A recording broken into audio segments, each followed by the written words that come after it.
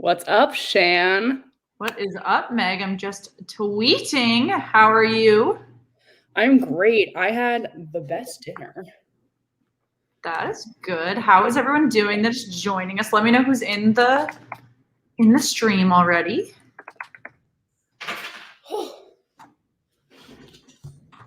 Guys, what's up? What's up? Hi, Troy. Hi, Chloe. Hi, Danielle. Are you new? Or am I just delusional? Either way, welcome. Hope everyone had a lovely day. It's a beautiful day down the shore. That's nice. Hi, Dan. I was only outside very briefly. Yeah. I took a really solid nap today because I was like, you know what? I'm so ready to go in on this game. Dan, I'm glad John told you about us. We love John. Oh, yeah. John, thanks for the referral. Dan, thanks for joining us and taking his advice. We're really good friends with John from Off the Wall. Yeah. If you guys are just hopping in, as always, make sure you like the video and subscribe to the channel. If you're new with us, we are here to cover Game 1, Round 2, NHL North between the Montreal Canadiens and Winnipeg Jets. Both these teams, a surprise for many. Excited to see how this plays out. Especially us. Well, at least one of them for sure. I was Montreal. Hardcore rooting for the other. Whew, it should be fun. Wild. Guys, what did everyone have for dinner? I had a lovely salmon bake. Lovely. What else is happening right now? Oh, big things happening right now. The draft lottery is happening. That's what's going on. Guys, how are we feeling, folks? About what is happening? Number 1. Seattle Kraken at number 2. Anaheim at 3. The Devils at 4. CBJ at 5. I hate Literally, it's wild. If you guys want to know the rest, I have it. Who's calling me? I don't care. I can go through it. I have the maybe that'll be our ticker this evening. Ooh, I'm on it. All right. Well, Megan types that up. Let us know what you're thinking about the top 3 pick. Boston got 30th. Well, that stinks. But Boston usually squanders first-round picks to begin with, so I'm not too worried. Let us know. We said Buffalo Sabres in first, Seattle Kraken in second, and Anaheim Ducks in third. Not too much of a surprise there, but obviously seeing an expansion team get second is pretty big for the other teams that were hoping to get higher picks. I know that the Columbus Blue Jackets were really hoping they could sneak up a bit higher. Yeah. That was the number 1 pick. The Buffalo Sabres did. On Twitter. If you guys are just joining us, we are in the – actually, there's NBA basketball on my TV right now, so I need to get to hockey. However, we are excited to see Game 1, Round 2 between the Winnipeg Jets and Montreal Canadiens. Let us know who you think is taking this game. I know a lot of people are in the Winnipeg train. I'm pretty excited to see, although I'm a Boston fan, how Montreal fares after they played Toronto. Was that a fluke? Are they tired? Winnipeg rusty? Are they rested? Let us know what you think. The real question. Guys, I'm really tired of these spam calls that happen. I have not seen me again. What the fuck? Oh my God, Press Your Luck is back? I don't even know what that is. Wow, that's what I'm going to watch tonight, folks. It's a game show. Actually, we're watching hockey tonight. So. Well, I mean later tonight. NHL is getting too excited here, thinking that we're now going to have time at night. Just because we had one night where we ended before 10:30. One night we didn't go to overtime. The best day. Guys, if you are just joining in, make sure you like the video. Make sure you subscribe to the channel. If you're new with us, we do daily NHL playoff coverage. Excited to be doing the North game tonight. We will also not be doing it live, but we will be live tweeting, checking in on the Colorado Avalanche Vegas Golden Knights Game 2 later tonight. Obviously, the Avalanche had a very confident win in Game 1, so we shall see if Vegas is able to come back a bit. Also, tomorrow we've got a really great East Division game. A ton happening. in round 2. What is Seattle Kraken's abbreviation going to be? Just SEA? SEA, yeah. Rebecca, Devils number 4. I'll have something posted soon. I will do our other banner for our game we are covering tonight. I want to give you guys the most information, and I can't type out names to do that. Let us know who you think is the biggest surprise of the draft lottery. I know some of it was relatively expected. And yes, Bayou Benders, the Seattle Kraken were guaranteed a top 5 pick, which I think is really interesting when you see how many things they should have been in like the mix with everyone else. How many things, expansion teams are guaranteed. You know, when you look at Vegas Golden Knights, they don't have to participate in the expansion draft this year compared to other things that are happening throughout the league. Buck Skull, thanks for joining us. I know we've got some other OGs that have hopped in, Officer Gaming, obviously some new folks. Guys, learning all the abbreviation letters has probably been one of my favorite things I've acquired. If you guys have not yet, we updated the link in our description. Make sure you join our Discord channel. We do have an entire channel just for Seattle Kraken expansion talk. We will have a channel coming soon for the NHL entry draft. We are waiting for after the draft lottery to make it. There's an off-season moves channel as well. So make sure you hop in. Let us know who you are, where you're from, what your story is, who you're rooting for, and hop right into the NHL chat. Really excited to see where you guys are from, why you're rooting, for who you are, all of that. Buck School, yeah. The Bolts game tomorrow is going to be really big back at Amalie Arena. They have a really good chance to go up 3-0 in that series. The poor Carolina Hurricanes took 2 tough losses at home. That was definitely hard to watch because that is 110% the exact opposite of what they would have hoped happened. Oh, yeah, absolutely. And Amalie Arena is not an easy place to play away. Ooh. So I feel like the more time we've spent on Central, the more I'm like, holy shit, they have like great atmospheres. But I just like, you don't always see. I mean, Vegas also. Little worried, guys, that Patrick Sharp's not doing the pregame. That's not a good sign. Not a good sign. I think I got all these right. But we will survive. We will press forward. There is a great preview during pregame right now for the Canadiens showing how many young players they're relying on, which makes a ton of sense. You know, they did have coaching turnover in the middle of the season. They were not doing hot, and they had a lot of guys step up that were young, under 21 young. So we'll see if they're able to keep pulling them forward with the lack of playoff experience that they have, excluding Corey Perry, Carey Price, some of those folks. So we'll see. Let us know what you're thinking for tonight's game. Excited to watch it. We're in the pregame for the Montreal Canadiens and Winnipeg Jets. Winnipeg surprised us all in sweeping the Edmonton Oilers. So plenty to discuss tonight. This person who's been calling me, I swear to God, called me 12 times and left me 2 voicemails. That doesn't sound like spam. Yeah, no, it doesn't. I'm just like, I deleted it. Look, Alex, thanks for joining us. If you guys are just hopping in, let us know your score predictions for tonight's game. Shannon's a Panthers fan, kind of. I am a Bruins fan through and through, but in terms of my second favorite team, I do have a Panthers jersey. I love Aaron Ekblad. I love Alexander Barkov. They have a ton of great things going on in Florida. I was sad to see them lose against Tampa Bay. Meg, what's your score prediction? Hit me. Me? Oh my God. Yeah. Not an important phone call. I like 3-2 Jets. Okay. I'm going to go 4-2 Canadiens. Guys, if you guys are just joining us, throw your score predictions in the comments. Both teams are coming out of the tunnel, so we are about to kick off with the pregame show, and puck should be dropping in the next few minutes. I can't get on NBCSN.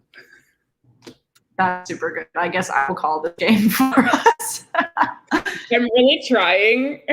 I like reset my Wi-Fi like 3 times on my iPad.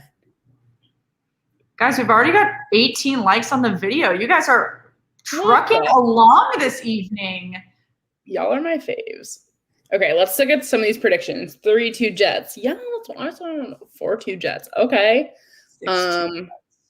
I don't have anybody joining me on the Montreal train. Okay. Folks, they just knocked out the Maple Leafs.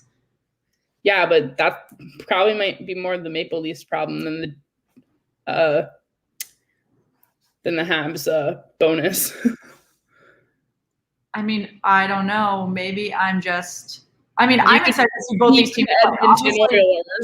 They were both the underdogs in both of their series. So I'm really excited to see how this plays out. This should be really interesting. And what will be more interesting is seeing who comes out of the North play against the West. Yeah. I was also just going to say something that's really interesting is that all 3 MVP noms are out. Yes. They're not MVP though. So that's a critical difference. Right. Clarifying on Twitter today is that the Ted Lindsay Award is Most Outstanding Player. It's nominated by fellow players from the NHL Players Association. Then there is the Hart Trophy, which is technically MVP, nominated by the writers that do the other awards, Vezina, Selke, what have you. So there are 2 technical MVP awards. One is nominated by the players. One is nominated by the other awards nominees. So for the Ted Lindsay Award nominated by the players, today we had released, we'll talk more about it during intermission as well. We had Austin Matthews of the Toronto Maple Leafs, Connor McDavid of the Edmonton Oilers, and Sidney Crosby of the Pittsburgh Penguins. Which, like, even I feel there could have been other people a little more qualified. It's picked by the players, though. So a lot of players think that the Ted Lindsay Award is more honorable because it's from your peers. It's not necessarily from the guys watching and analyzing on Twitter. I just okay, maybe that's why. I don't know why I'm kind of becoming like a Sid hater. He's won a few Ted Lindsay Awards already. He's the only one. People like him in the sport. Like fans don't, but like people do. Like players do. See, I'm okay with his award because I know that he's a leader in the again, we were debating it last night too. Is Austin Matthews a leader in the room? I know he wears the C on his sweater. Is Connor McDavid a leader in the locker room, or is he just a very skilled player that was given the captain's sweater? I have no idea, and I honestly cannot speak to it. But I love when they give skilled players A's and C's just because they're very skilled and they're very, very talented and they'll be on the team probably for a very long time. That doesn't mean that they're great leaders. David Pastrnak is never going to be. I think that's how they try to lock in the possibility of making them like a franchise player. Is by like, okay, you're young, you're gonna be great. What they did with Sid, but I mean, Sid was already a leader when he got the C. But no, but that's what the Bruins are doing with Brandon Carlo right now too. Brandon Carlo was not ready to be a leader on that team, but they gave him an A for any of the games that Marchand or David Krejci are out, or they even swap him back and forth so that he feels as though he's honored within the franchise. He will be there for long term. Yeah. Oh, guys, I've done it. Yeah, so Alex, skill doesn't mean they're good leaders. It's interesting how it kind of equates that way when they're picking captains. Obviously, there are organizations that don't do it that way. The New York Rangers have not had a captain for multiple years now because they had a ton of young players and none of them had stepped up to be in a captaincy role, so they didn't want to rush. Yeah, I think that's super respectable. Yes, absolutely. What's not respectable is them not having a mascot, but that's a separate issue. Yeah, that's a bigger debate here. Tonight we've got Carey Price and Connor Hellebuyck in net against one another. Both of these have been perennial goaltenders, successful in Hellebuyck hasn't been as successful in the playoffs, but he was the Vezina winner last year. So they are very, very awarded goaltenders. It should be an interesting goaltending series, which is not something that we had originally again considered for this matchup. Yeah, the Indigenous Heritage Jets jersey is insane. It's so cool. It's awesome. For sure. Yeah, we talked about this goalie matchup a little bit yesterday. Like, this is just going to be truly a matchup of all-star goalies, like for sure. So which maybe I was too overzealous with saying it'll be 3-2. Like maybe it'll be like a 2-1 situation. Wow, the fans in Scotiabank Arena are spread out. Isn't this their first game with fans? Yes. Makes sense. I think they're doing one of those healthcare worker situations. I don't think it's fun. Because none of them, even if they're together, they're not sitting near each other. Wait, like, oh my God, really? They are just like 1 and then 3 seeds. Holy crap. Yeah, I mean, I don't think Buffalo getting the number 1 pick could convince Eichel to stay, because there have been organizations that have had multiple number 1 picks, like Edmonton, like the Devil, or at least in the top 3, that it hasn't worked. It hasn't made a difference. But we do have a puck drop between the Montreal Canadiens and the Winnipeg Jets. We shall see. This is your last chance to get your predictions in on who is going to light the lamp first. We shall update our banner. If you have not yet, make sure you like the video and subscribe to the channel. If you are just hopping in with us, we are excited to watch this game with you all. Make sure, if you have not, let us know your comments about the draft lottery. We have got the draft lottery results ticking around the bottom. For the first 15. That's it. Donnie, we stream on Facebook, Twitter, and YouTube. So if you have a YouTube, feel free to check us out on there. We are on the road to 1,000 subscribers. We are well on our way. We actually found out today or yesterday, the days bleed together, that we have doubled in size in the last 28 days. So that's incredible. It's thanks to you all. Yeah, guys. This is amazing. This is like more than we ever like thought would actually come out of this. So always good to see. I think the NHL has had really shitty Instagram coverage today, and I just wanted to put that out there because their story includes approximately one thing about the draft. So that's what I'll say about that. Anyway, I'm excited to see this game. I kind of low-key love how it's like a whiteout. Oh, I don't like it, but I know you're a Penn Stater. Like the whiteout's like always the most exciting game of the season for us. Like this is kind of cool how they like created that. Also, just through our Instagram link in the chat, we are 4 away from 600. If you have not checked us out on Instagram, we've got graphics flowing left and right, giveaway graphics, score updates, series updates. Make sure you check that out. We are 2 minutes in to this period 1 with Montreal and Winnipeg. Let us know who you think's lighting the lamp first, who you think is going to be the standout difference in this series. This is going to be a interesting series none of us expected. Yeah, no part of me anticipated this matchup here. That I like literally didn't even think about the possibility and how this matchup would go down until like maybe an hour ago, because I was like, wait, this is actually happening. But like, hey, let me just say, I would consider getting a Jets jersey. I love their light blue jersey with the cursive letters. If they came out of the North, I would consider getting it. Yeah. Maybe if they come out of the North, we'll consider giving one away. We do jersey giveaways on our social media. So if you haven't checked out our Instagram and our Twitter, we are giving away a Vegas Golden Knights jersey right now. We will pick at the end of the week. And I just love the support from both Daniel and Donnie. I know you guys are new with us, and I really appreciate you guys just diving right in and throwing in support. NHL Shop has become... Yeah, man, that's a good guess. Patrick Laine. 20 likes before puck drop. Guys, that's a record. Keep it coming. I know we've been having less and less new folks joining us as more and more streams are hopping in the playoff field. So excited to see all you new folks still hopping in, saying hello. Aaron, I have a crazy suspicion a Canadian team will win this series. Aaron, I think you might be right. I'm questioning. I don't want to get like too ahead of me, but like maybe. Just a quick thought. Just like looking at Winnipeg Jets jerseys, and I'm just like so happy. I must not open eBay. Oh, I'm straight up just on the NHL Shop. Oh no, that's a dangerous game. Guys, we are 3 minutes into period 1. We only have 1 shot on net by the Winnipeg Jets, 0 for Montreal. We sit 0-0. This is game 1 of round 2 for the North Division. Whoever wins this series will go to face off against the winner of the Colorado Avalanche Vegas Golden Knights for the first matchup of the season outside of the North Division. Very exciting. We are really looking forward to seeing how these teams fare outside of their own divisions.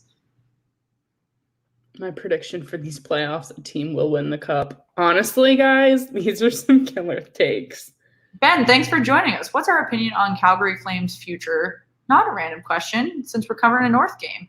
Calgary's in a really interesting. Oh, it's an early Montreal goal! What a great shot on the pad side of Connor Hellebuck. Was that their first shot too? That was the first shot. 1 goal, 1 shot. Great odds. Well, I'm not well on my way to what I was predicting. But hey, time left. Oh, Flames. I think the Flames have an opportunity next season to be like, well, obviously not in this setup anymore, but like to be a contender amongst where they were this year. Like, I think the new setup might do them some good of like having other teams to play against, but I feel like they're a team that has like, I say a lot of teams, like they're kind of just SOL, like they're not going to do great next year, but I think the Flames could be a team that surprises us. They could be a dark horse contender. Ooh, we love a dark horse. Guys, that goal was scored 3 minutes and 32 seconds into this game. First shot for Montreal, only 1 shot for Winnipeg. What a deflection by Montreal to get above Hellebuck's pad side. Nothing he could have done about that. Hi, Vincent. Wait, Vincent, you have to pass a class to start hockey? But that's cool. Congratulations. That's so exciting. I'm so curious. Ba, ba, ba, ba. The draft lottery just blows my mind that that's even how this works. It's super exciting. Montreal's got shot number 2. That was a win on the faceoff side by Montreal in Winnipeg's zone. We shall see if they're able to keep the momentum after that goal they just scored, or if Winnipeg is able to even the score early. Love to see Jeff Petrie on the assist. I know that a lot of people go up to Montreal as like a kind of a place to go out to pasture. Corey Perry. So I'm really excited to see them find success. That's like where you like send your animal and you're like, oh, we sent them to a farm. Seriously, like they go up to, we've got fighting already and some good punches being thrown. Oh, this is what I live for. I'm ready. Donnie, thanks for hopping over from Facebook. We appreciate you coming over for comments, subscriptions. Yeah, Dan, he's been playing really well in the playoffs. That was a great deflection, like I said. Bayou Benders, I'm sure you're excited to take the early lead. Vincent, congratulations again on the skating success so that you can play. I am a very, very subpar skater. So if you guys are just hopping in, make sure you like the video and you subscribe to the channel if you're new. We are hoping to hit 250 subscribers tonight. I do like this fighting. Dan, my favorite team is the Bruins, with my second favorite being the Florida Panthers, and Meg is a Pittsburgh Penguins and Vegas Golden Knights second favorite fan. Yeah, so I'm like 1 down, 1 to go. I'm 1 down, 1 to go, but my primary is still in, so that's what we're concerned with. Please update the scoreboard. Yeah, we can. We love when people call us out on the scoreboard. Yeah, it's just not our first. That's not sarcastic. We genuinely. Yeah, that's like really serious. Oh, guys, I love a beautiful fight. That was just so happy for me. Guys, how do you feel about fighting in hockey? It sounds like a really dumb question, but I feel like it's really relevant to the current time of like, do you think there should be less of it, or like, do you think they should just let them play like that? Curious what everyone's opinions are. Both aren't going to Stanley Cup. You don't know that. Lightning and Colorado. I mean, those are both very like good choices. However, I'm really going to hate my life if the Bruins have to play the Lightning next round. Like that is going to blow. I could see the Colorado thing. Like I understand. Oh, is that another goal by Montreal? Damn. And it was Corey Perry. What a day. What a day. Damn. Shan, do we think we're going to have a Hattie night? Was it Corey Perry before I tweet this? Let me just triple check. No, it was Stahl. I was going to say, is anyone manifesting a Hattie tonight for someone? Yeah, Shannon's always ahead of me. So, like, you see, I'm really mad about it. But now I just take it as an opportunity to know when something big is going to happen so I can know I'm focused to, like, see it, you know? Perspective here. Yeah, the Jets are looking rusty. So that was a huge concern going into this game. Yeah. Rusty or rested has become, like, the literal, like, slogan for the second round. Like, one team has always had more time off.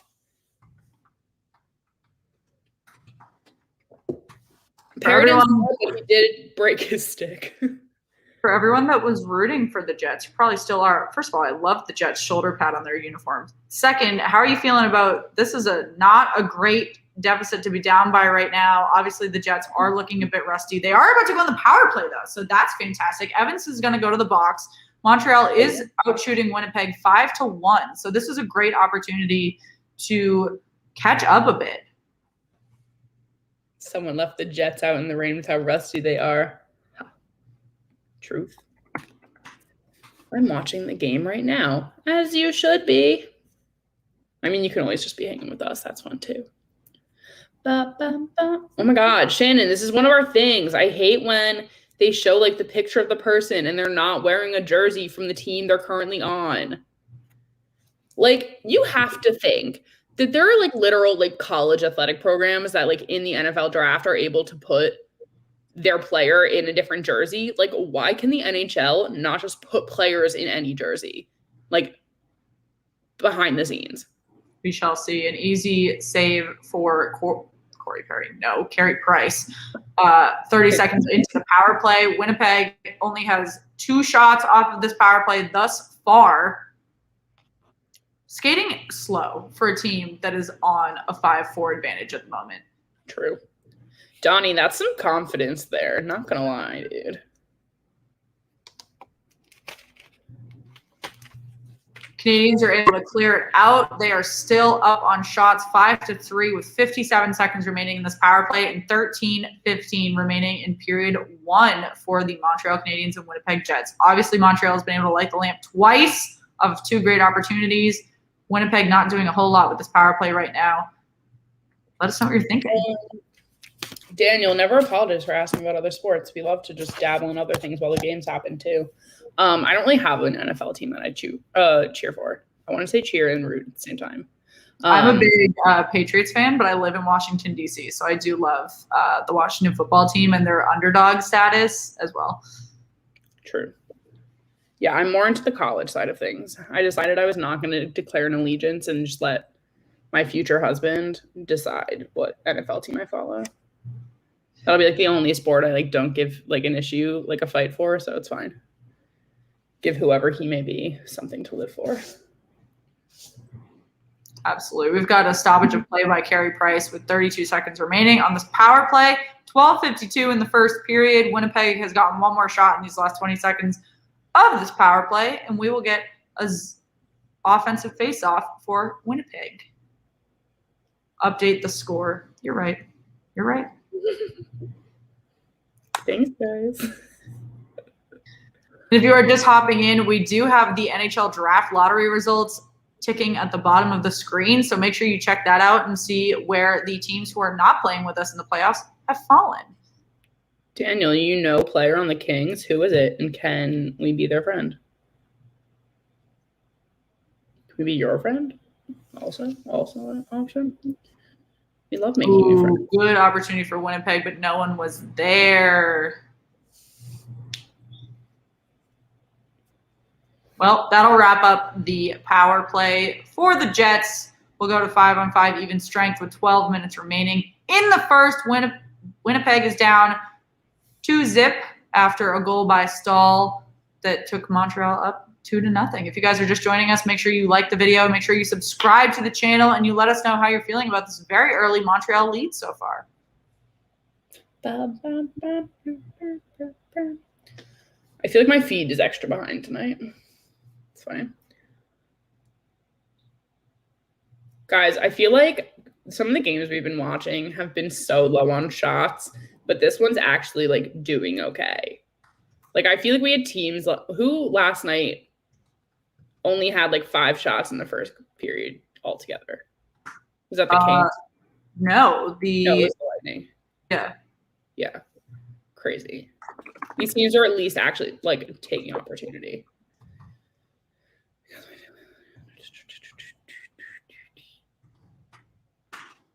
Guys, if you know players on teams and you're willing to connect us, let us know. Guys, we got 13 hits by Winnipeg and 5 by Montreal. So the physicality is on Winnipeg's side here. It's not showing up. I'm pro Winnipeg here.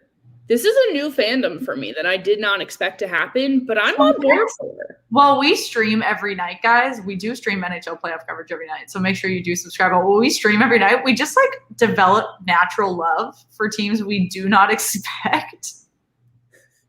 It like literally, I feel like we walk away from every round of playoffs with like a new favorite team for a minute. Like we obviously have our like allegiances that'll never die, but it just constantly evolves here. I'm definitely on the Jets bandwagon for a minute. Oh yeah, they could always come back, Daniel. For sure. And we love a good high-scoring playoff game. Yeah. Goals on goals on goals, y'all. Come on. We have a face-off win by Winnipeg in their own zone, and they're going to go down for an offensive opportunity. Let's see if they're able to capitalize. Nope, Carey Price is just such a good playoff goaltender. Yeah, Officer Gaming, that is a fun fact that I saw. I don't know if it was in the Discord or on Twitter. I don't know. They didn't add a 30-second pick in the draft, so there are 31. There's Alex, how are you doing? I'm assuming you bet on the Jets. Alex. Okay. I will answer this Vegas question. I really think that the other night was kind of just like an unfair timing for that game. I think they should have had one more day off then, not like in between first game 1 and 2, but I understand what they were doing. But I think it'll be much closer or Vegas will win, personally. We had a lot of people. That's a high stick by Winnipeg, and they're not going to get a penalty. Interesting. What I was saying. Jeff 007, thanks for joining us. Buffalo Sabres did get the number 1 overall pick. Then we've got Seattle with number 2 and Anaheim with number 3. So if you look at the bottom of our screen, it is ticking down what the rest of the picks are, but it's exciting.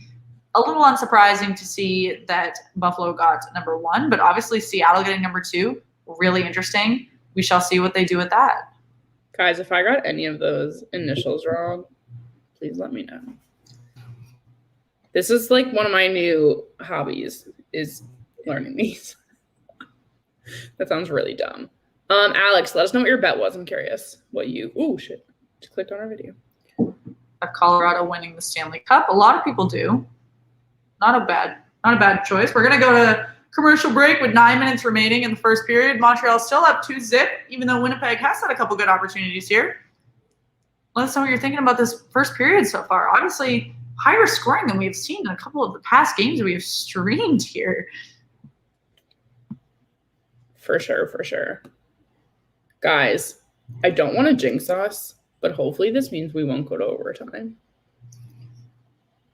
If you are new with us, we have some bad luck going to overtime with the games we pick. Big play, Slay.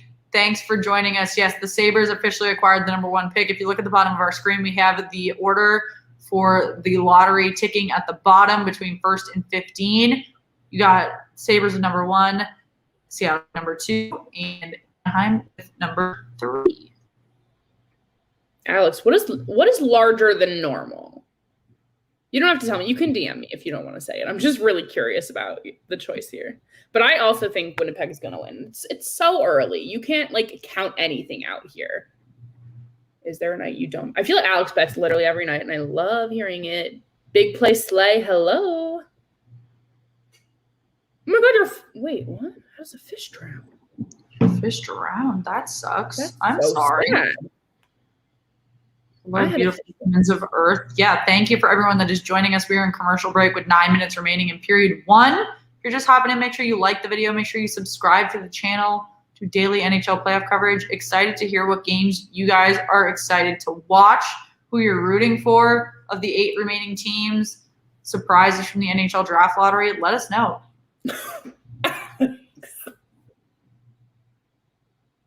Oh my God. Did they DM it to you? Yeah. It's fine. I love that. I really need to get in this betting game. It's so dangerous for me, but I love it.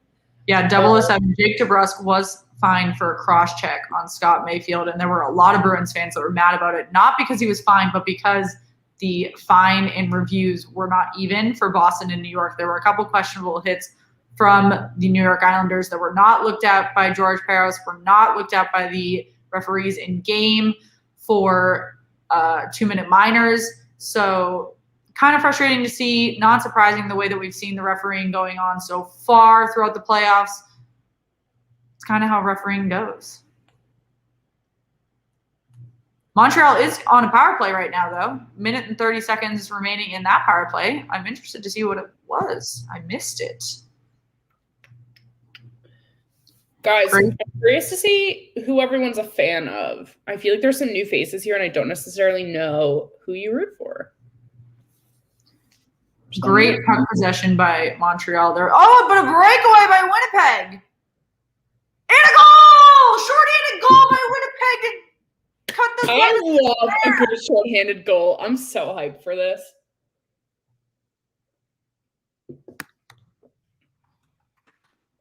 I should have worn my Slap Shots We Heard jersey tonight. Bum, bum, bum.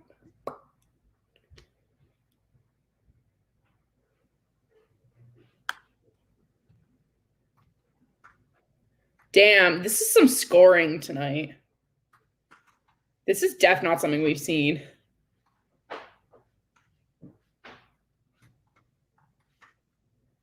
Hi, Mom.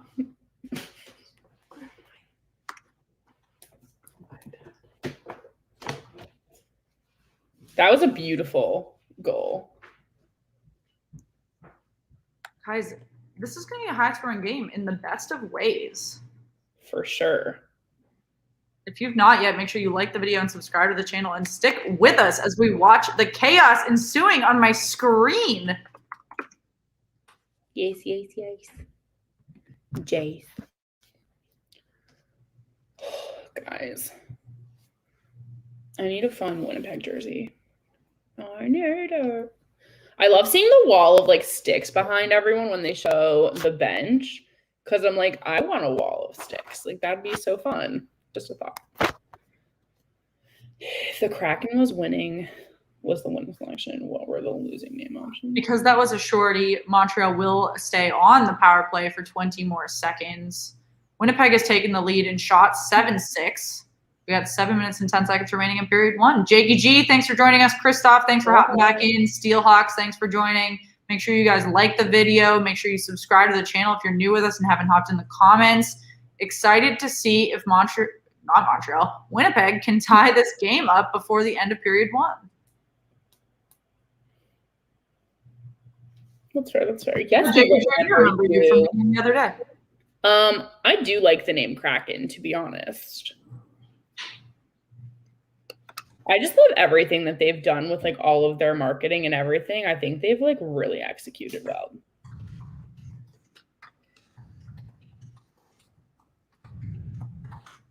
What's up, Chloe? Well, we got goals on goals here. Montreal is out shooting Winnipeg 9-8 now.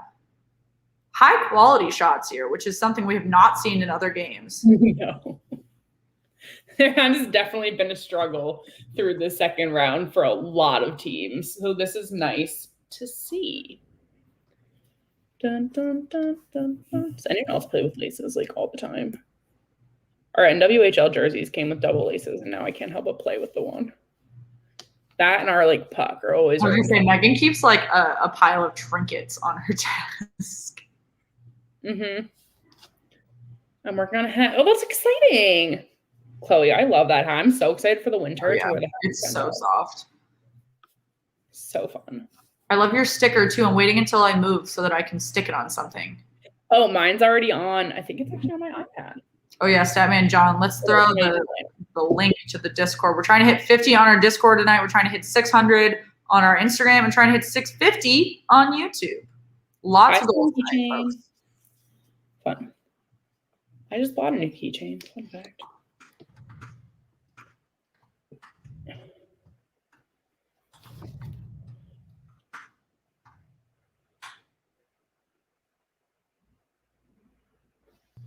Dun, dun, dun, dun. You guys are just joining in. We've got 5 minutes remaining in period 1 between the Montreal Canadiens and Winnipeg Jets. Already got 3 goals in 19 shots, 10 for Winnipeg, 9 for Montreal, 2-1 favoring Montreal. This is game 1, and whoever wins this series will go on to face the winner of the West Division between Vegas and Colorado.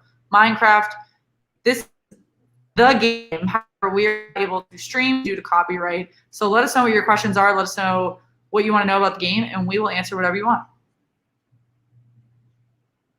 007. I love these little penguin heads.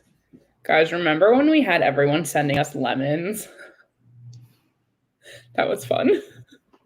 That became our thing for a minute. Game 2 tomorrow. Yeah, guys, there's a lot of good games coming. Oh, yeah. Yep, excited to see game 3 between the Boston Bruins and New York Islanders tomorrow. As a Bruins fan, we'll see who can take the lead in that series when they go up to New York.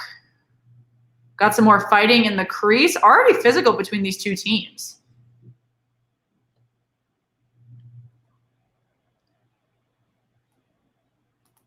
What a breakaway. They're showing the replay. Thank you, Statman. Yep, copyright prevents us from showing the game. Prevents anybody on YouTube from showing the game. If they do it, they're going to get taken down real quick. So if you have any questions on the game, we try to give updates on anything significant happening and then answer your questions on anything and everything hockey. We've got the NHL Draft Lottery order going around the bottom of the screen as well, which happened at 7 o'clock tonight. No, Sam, we're not wearing jerseys tonight. Megan said it too. I should have put my Slapshot Sweethearts jersey on. Maybe I'll do that. Like intermission or something. It's there. Yeah. My cousin is like trying to like plan for when she like has her baby, and I apparently now have to watch her mom's dog. I was about to wear my throwback Jets jersey. Why aren't you? Oh yeah, you are. I saw that. Who plays for the White Sox? I was like, just looking at. Never mind. Nux. I was like, Sam, the New York Knicks? But yeah, the Canucks do pick 9th. The top 15 picks are ticking around the bottom of the screen. If you guys have any questions or comments about the NHL Draft Lottery, let us know. We're excited to see the Seattle Kraken pick 2nd as an expansion team. That should be super interesting. Yeah, for sure. This is convenient that it's happened during our little moment here. Our little North Division coverage. Let us know how many games you think this series is going to go as well. Obviously, Winnipeg only took 4 games to knock out Edmonton, but then 7 games for Montreal to knock out Toronto. So big scope there. Oh yeah, guys, what are some of your predictions for the Avs and Golden Knights tonight? Oh, we love an unassisted goal. Alex, that's an interesting take. You don't like Lankinen?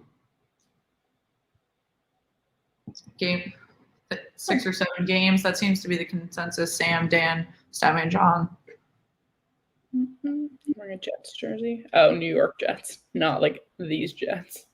We are back from commercial break with 3 minutes and 50 seconds remaining in period 1. Shots are even 10-10 for both teams. Montreal holds the lead still 2-1 after 2 quick goals, and Winnipeg was able to answer on a shorty by Lowry following the 2-0 lead.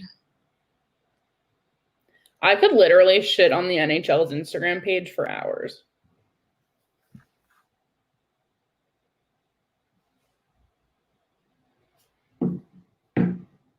I hate that I'm so behind always. Whatever. Anyway, what are these comments? I don't know who's going to win the series between Jets and Avs, but it's going to go to 7 at least 3 games. At least 3 games go to OT. Why would you think that? Do not put that into the world. Because we don't speak. Yeah, Alex, I mean, that's fair. I think a lot of teams are going to start opting for the 1A, 1B coverage type of option for goaltending.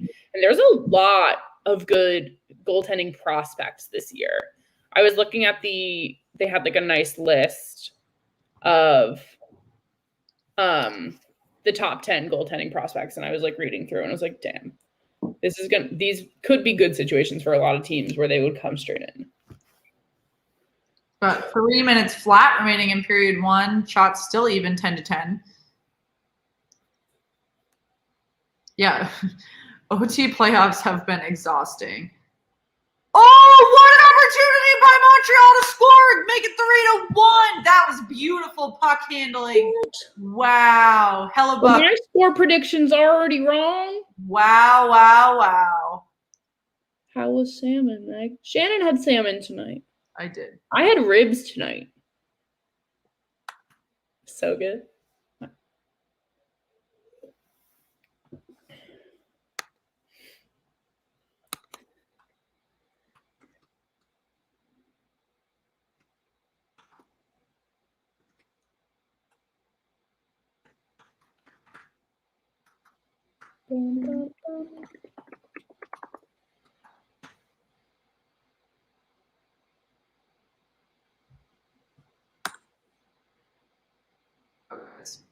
If you have not seen that goal yet, it was dirty. That slid in right behind that skate. That was beautiful. Guys, the banner looks so much better when Shannon writes it because I just put the abbreviations and I'm like, yeah, MTL, WPG, like whatever. Shannon like takes the time to write this out. Shannon, how was your salmon? It was so good. She sent me a picture and I was like, I want that. Guys, I cooked at a restaurant for 4 years, so I know my way around. Unhealthy game day food, healthy dieting. Yeah, guys, we're making a cookbook in the off season. Yeah, absolutely. Let us know what your favorite game food is. I have 11 comments to catch up on. Yeah. The Jets need to get their shit together. Bayou Benders, I'm watching the game live on NBCSN. That's another Montreal goal. I really tweeted the last one. What is happening? 4-1 for Montreal. I said 4-2 was my This final was prediction. so unexpected. Wow, Hellebuck's going to get pulled soon, man. Holy. Wow. 4 goals on 12 shots is wild.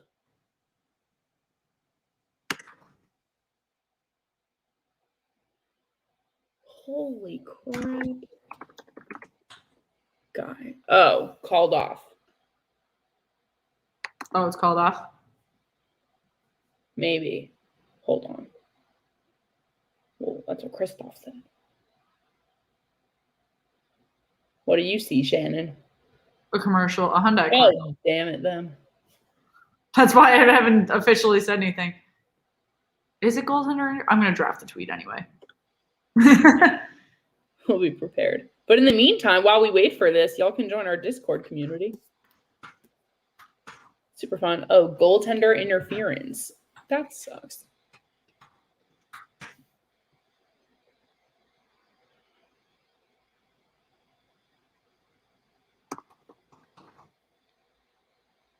Guys, I officially signed a lease today on a new apartment. How exciting.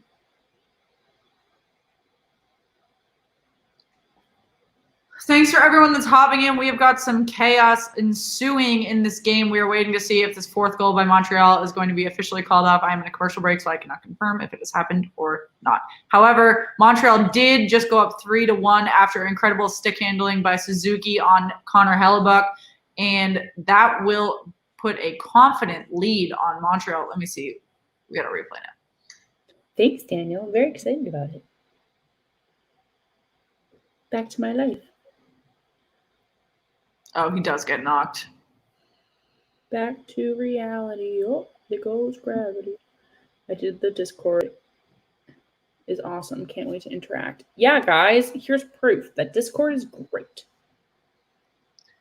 Yep, Hellebuck was knocked, so we're going to keep it, I believe, at 3-1, and Winnipeg will go on the power play for 2 minutes for goaltender interference. Yeah, let's get another one. Why not? Yeah, guys, Discord is so much fun. If you guys don't know what it is just like Slack or just like any texting group chat, but you don't get notifications as much as you would in a regular text chat. You can just hop in and chat about hockey whenever you want. There are a bunch of different channels, which are different titles. So we've got one for every NHL playoff series. We've got one for the Kraken. We've got one for the entry draft, one for off-season trade rumors. Super exciting. We also give all of our updates on when we're recording episodes, when we're doing live streams, when we're doing giveaways. So make sure you hop in there so you don't miss out. The link is in the video description if you're on YouTube. Yes. Moira, yes, I'm glad you are happy to be in our Discord. Hi, Nate. Yeah, Statman John's really looking forward to this. When we hit 50 members on Discord, Shannon is going to appoint 2 moderators. Appoint 2 mods in Discord, and the mods in Discord will be responsible for promoting the channel, making sure that there's fun conversation going all the time, no spam, all those fun things. So we'll really get growing once we get a couple mods going. Same will happen once we hit 1,000 subscribers, which we are very excited about the road to. We've already doubled in 30 days, like we were saying earlier. So if you have not yet, make sure you subscribe to the channel and like the video. Once we hit 1,000 subscribers, we've got a really great charity stream. Hi, baby. Guys, I have a visitor. Murphy has joined the party. Hi, baby boy. Murphy. Oh, hi, sweet pea. My cutie batootie. Baby boy. My precious soul. Oh, and that is a first period, guys. Will that wrap up? Yep, that will wrap up period 1. Montreal is holding a confident 3-1 lead. Murphy is the literal light of my life, but I don't get to see him enough. Guys, let us know how you're feeling. This has been a period, to say the least. It's the literal absolute least. This is crazy. So we'll have a little bit of a power play left. To start the second period. What was I going to say? I had a comment to make. I can't remember what it was. Discord? YouTube? Oh, yes, YouTube. Also, guys, when we get to 1,000, Shannon and I have promised a 24-hour stream to some of our followers who are hyped up for this, and we have a lot of discussion going on for it. So yeah, we have some really great things planned, guys. I'm not just saying that so that you'll subscribe. We actually genuinely have some really awesome stuff in mind. So we're really excited to see that come to fruition. But we are not doing it unless we hit 1,000 subscribers by the end of the playoffs. So yeah, so it's up to you. Oh, Alex, you asked which borough. I kept looking at that. I'm back in Manhattan. I'm gonna be back in Manhattan. I'm gonna be on the Upper East Side. That's my neighborhood. All of my post-grad apartments have all been there. Both of you ladies' teams were eliminated last game, correct? My team was eliminated in the first round because I'm a Penguins fan. Shannon has not. But my team, if you were with us last night, my NBA team was eliminated last night. So if that helps you narrow the scope, the Celtics were eliminated last night, and I was wearing a Celtics jersey all stream. Oh yeah. I'm gonna watch the full 24. Well, someone has to, because we said if we ever hit 0, then we get to stop and sleep. Donnie, thank you for the Insta follow on the page. Now we're only 3 away from 600. Holy crap. Yeah, but guys, we've got quite a few milestones we're close to. We're also just over 2,900 on Twitter. So that's a little farther away. However, we're really excited to hit that one. We're growing really fast on social media. We are fun and entertaining on social media. If my peers knew how much I spent on our Twitter, I would lose my job. Ooh, yeah, Shane, your team is eliminated by Statman John's team. Whoa. Guys, can we talk about the Lakers loss for a minute? Hate that. Well, I hate LeBron leaving the court early. I love the Lakers losing. Yeah, that was like kind of wild. By like how much? Well, guys, we're in intermission between the Montreal Canadiens and Winnipeg Jets. The Canadiens are up 3-1 in a really exciting game thus far. They did have a goal called back, but they have had some really, really confident goals. These weren't just, rough tip-ins. Hellebuck could wake up a little bit. I think the entire Winnipeg Jets team could wake up a little bit offensively and defensively, but really excited to see what the second and third period hold. Also, the rest of the series. This is only game 1, and whoever makes it out of the North will go on to take on either the Vegas Golden Knights or Colorado Avalanche, who are playing at 10 p.m. Eastern tonight in game 2. Yes. Vernon, thanks for joining us. Troy, thanks for joining us. I know we have a few of you hopping in for intermission. Make sure you like the video and subscribe to the channel if you're new. Really excited to see what's coming up. Meg, hit me. What are your thoughts? On what? I'm reading an article from Pittsburgh. Sorry. I'm just like annoyed. This little core needs to be split up.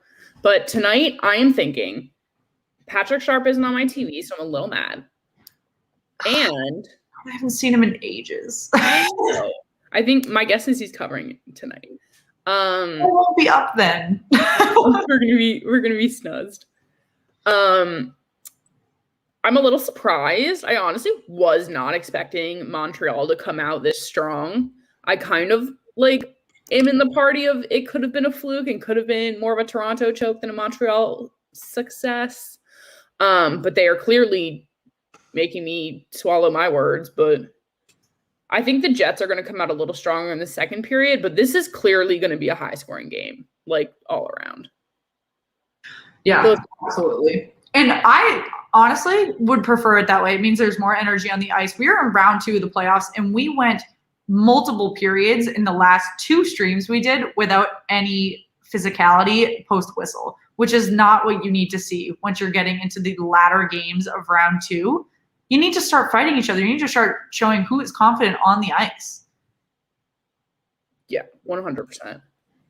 And I almost also feel like it's speaking to the strength, though, of each team's offense, the fact that they have 2 incredible goaltenders who have both now let in goals. Hellebuck clearly is struggling, which I did not foresee. Yeah, I mean, you can't have a great night every night. And that's something that's come up a lot with game 3 between the Boston Bruins and the New York Islanders tomorrow, is that a lot of people are calling for Jeremy Swayman to start. He has not started yet in the playoffs. Tuukka Rask started every game. Granted, the Bruins have won 4 and lost 2 in overtime in the playoffs thus far. That's not a bad record to have at all. I'm not concerned. Or 1-5, lost 2 in overtime. Tuukka has started all of those. He does have a lingering injury, however, and a lot of people think that injury is going to catch up to him. Tuukka gets fatigued a lot sooner than other Vezina caliber goaltenders, so they're calling for Jeremy Swayman to start. But that's the debate that we were having with the Vegas Golden Knights, the debate we were having with the New York Islanders, debate we could have with Hellebuck as well. Do you start your goaltender that was playing well out of fear that they will get tired, or do you wait until they get tired, lose the game, and then swap them? Sorokin and Varlamov have been doing it, switching back and forth in the hopes that one won't get tired. But it's a debate you have with every team. Yeah, which I'm curious to see who actually starts for Vegas, because everyone is saying, I believe, that Fleury is starting. But the video that was posted yesterday, he said, I'll see you all in game 3. So I'm just curious to see what happens tonight. Just thinking out loud. Ooh, and Janmark is out for Vegas also with an upper body injury. And then obviously they're missing Ryan Reeves.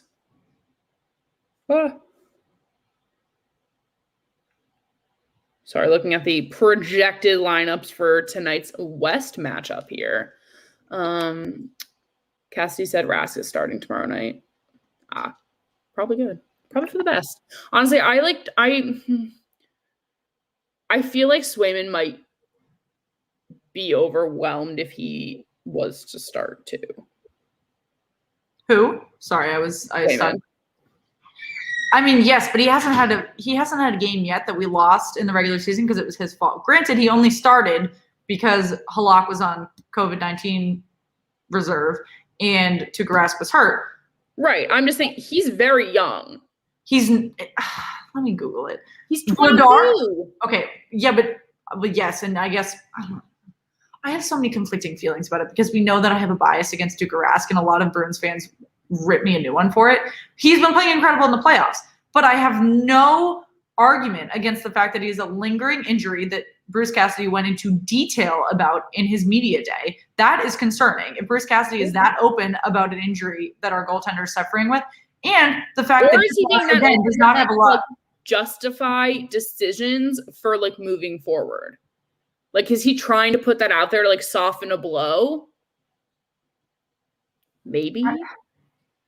I mean, yeah, he might have put it out there to try to, because he knows that there's a lot of fan backlash, but it's also so not NHL etiquette to actually discuss that type of shit. It's right. It's odd that he went into that kind of detail and then said, yes, Tuukka Rask is starting though. Like, yes, he has this lingering injury and we're concerned about it, but also he's starting. Like, that is odd. The entire situation is weird. Vincent.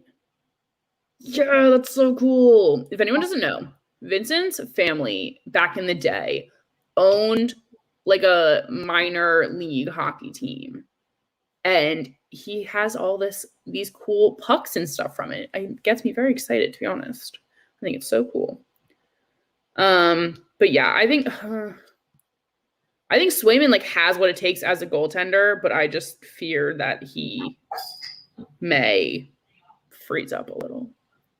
I mean, yeah. And again, the only game that I can genuinely blame Tuukka Rask for is game 1 of the Capitals series when he let it in the 5-hole during overtime. But they shouldn't have had to go to overtime to begin with. The Bruins played horrible the entire game. So, I mean, where do you draw the line between blaming your goaltender and blaming the entire team for playing like ass and then putting your goaltender in the situation? And so this didn't need to be a Bruins conversation. That was just the example that I was coming up with. You were saying that Marc-Andre Fleury might not be starting game 2 because he said, I'll see you all in game 3 in his congratulations video for the Vezina. For Hellebuck, they don't all have great games. He is having a shitty game right now, but the Jets look really bad. Is that Hellebuck's fault or is it the Jets' fault? I'm always super fast to blame goalies too. I don't necessarily think this is a scenario for that. But they were just doing a recap on the Vegas matchup coming up, and they were talking about Fleury, which makes me think he is starting tonight. I don't know. I'm just conflicted. There's a bunch of shit that's saying either way, but we'll see when it happens. Hi, Joey. Thank you for the thumbs up. I gave myself a thumbs up tonight, too. Because Shannon's mad if I don't. No one will ever love you as much as yourself. It would be crazy if they could find a stick. Yes. Oh, my God. That'd be so cool. Guys, I have this idea for my new home that I'm going to hang 2 hockey sticks and then hang my jerseys from them so they can be like stacked together and like become like a little statement piece in my apartment. Like maybe in like the walkway or something. I don't know. But I'm not technically supposed to put anything in the walls. But maybe I'll just say fuck it. Joey, thanks for stopping by. I just said hi at Off the Wall Hockey. Guys, I think we're going to try something in a second, but I'm just What are we trying in a second? I think we're going to try our first raid. We've never done one before. What does that mean? It means, okay, guys, so before intermission ends, you're going to come right back. If you don't know what a raid is, you're going to come right back. But you're going to go over to Off the Wall Hockey. You're going to say, hello, you're from Slapshot Sweethearts, and say Slapshot Sweethearts raid. And then in like 2 minutes after you like the video and you subscribe to John at Off the Wall Hockey, come right back and we will continue to chat about the game that's going on. But they do it to us all the time, so let's see how it goes. And go team. What? Guy's wild. Can you have like 2 tabs open on YouTube at once? I always have our stream open.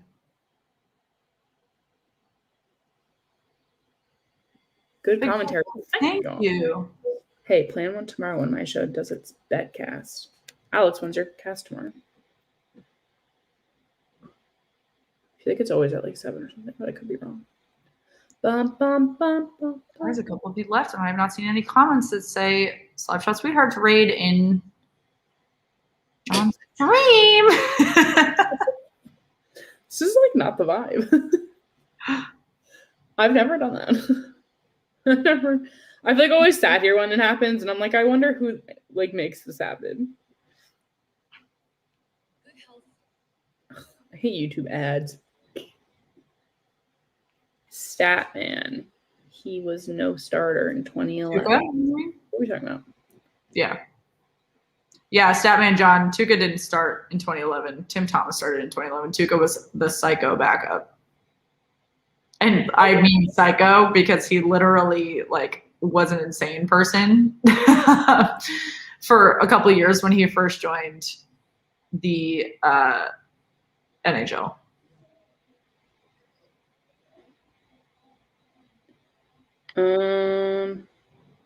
Where even can I even get to comments on there from? Oh my god, I'm not even subscribed to Off the Wall. I hate you. Thank you for everyone that went to go raid though. We did have a bunch of comments in there. I have them on mute, so I can't hear what they're saying. But guys, YouTube is so foreign to me. Oh, you just posted in the Discord? Oh, I'm going over there. Dun, dun, dun, dun, dun. Oh, that's so cool. New York Junior Hockey Club. Thanks, Sharks. Those Sharks are just dope. all right, guys, if you're just joining us, we are in period 1 intermission for the Montreal Canadiens and Winnipeg Jets. Montreal is holding a confident 3-1 lead over Winnipeg, which I know during our pregame, many people said Winnipeg was winning this game easily. Yeah, Darnock, man, I always mess it up. I'm so sorry. Thank you for joining us. Winnipeg is getting destroyed. They did have a goal, get called back as well. So they are not looking great. We shall see what period 2 holds, though. Winnipeg has historically shown themselves as a comeback team. So this is going to be a really exciting series. I don't think this period says anything about what this series is going to hold. It should be really cool. It should be really great. 630 subscribers. Thank you, guys.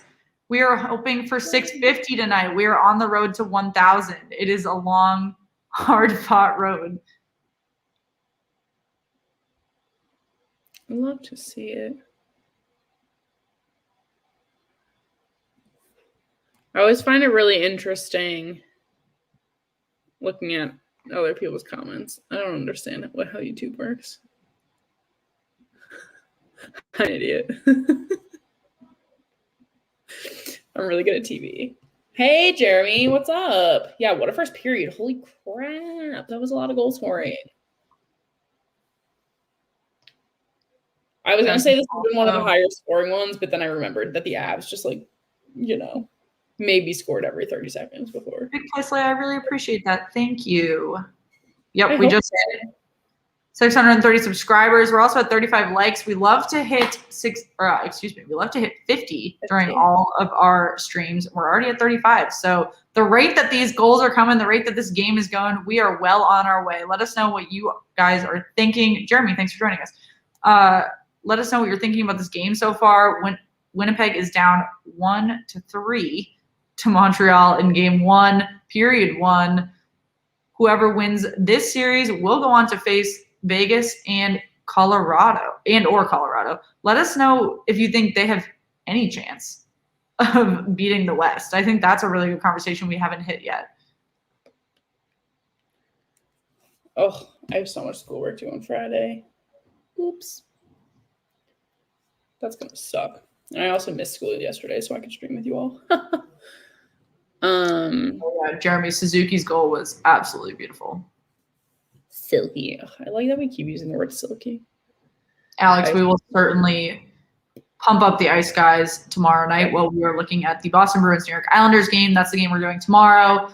Let us know what you're thinking about the rest of the games going on in round 2. Make sure if you're just joining us, you like the video, you subscribe to the channel, and you hop in the comments. Let us know what you're thinking about the 3-1 Montreal lead as we start to kick off period 2 in just a minute.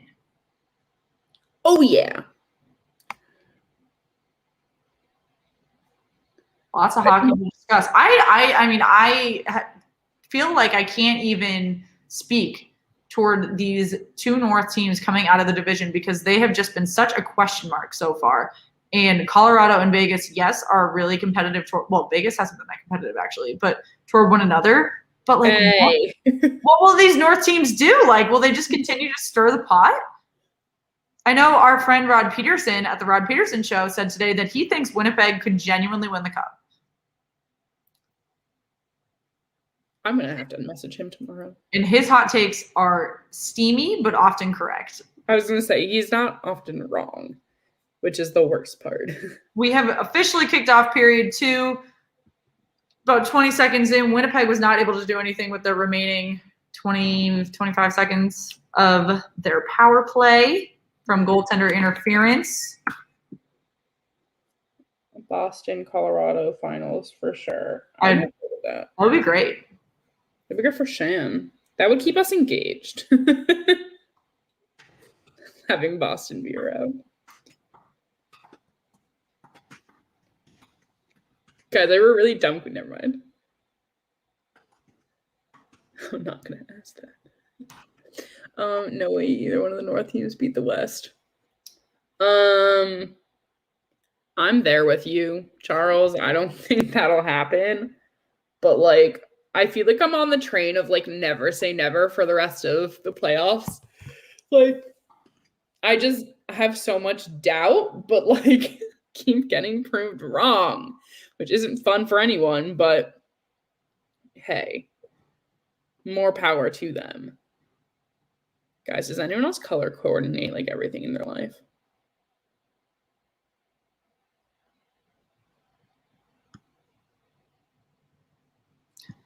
Guys, if you have not yet, make sure that you check us out on social media. I'm about to throw the Twitter link in the chat.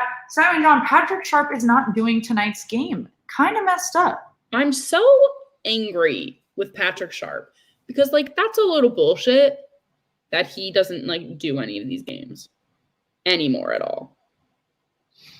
We are about 1:30 into period 2. Winnipeg is holding a slight lead in shots, 14-12 over Montreal. Montreal obviously holding the game lead 3-1. This has been different than the past few games and few series we have covered since the shots are pretty even for both teams. That is not something we saw in the Canes Preds, not something we saw in the Canes Lightning, not something we saw in the Islanders Penguins, and not something we saw in the Islanders Bruins either. Guys, we love hearing when you're like, I have no clue how I got here, but I love being here. Like, good. We're here every night, and we just love finding you guys, too. Like, it makes our nights better. And if we get to watch a little hockey together, then why not, you know? I hate Sharp and enemy. Oh, Chloe! Talk about a hot take. Oh, we're Patrick Sharp fans over here. But hey, Leafs and Oilers. Oh, should have won. Yeah, but the Leafs are incapable of winning, so. Just a thought. Jenna, we would love to have you on tomorrow's stream. I hope you're having a lovely evening. I had a lovely workout as well. I slept in today. I actually don't know if I would call it lovely. It was pretty horrendous. I took a really nice shower, though, and did a nice little skincare routine. We're doing some, like, fresh face moments the last few days, which is really unlikely for me. Anyone who doesn't know, Jenna's our intern. She's great. Definitely a fan favorite. A lot of people have been asking about her the last few days. Yeah, Jenna, a lot of folks have been looking for you. We're excited to have you back and hope you're having a nice evening. Winnipeg, I think, can stop the Avs more so than the Habs. I would agree with that.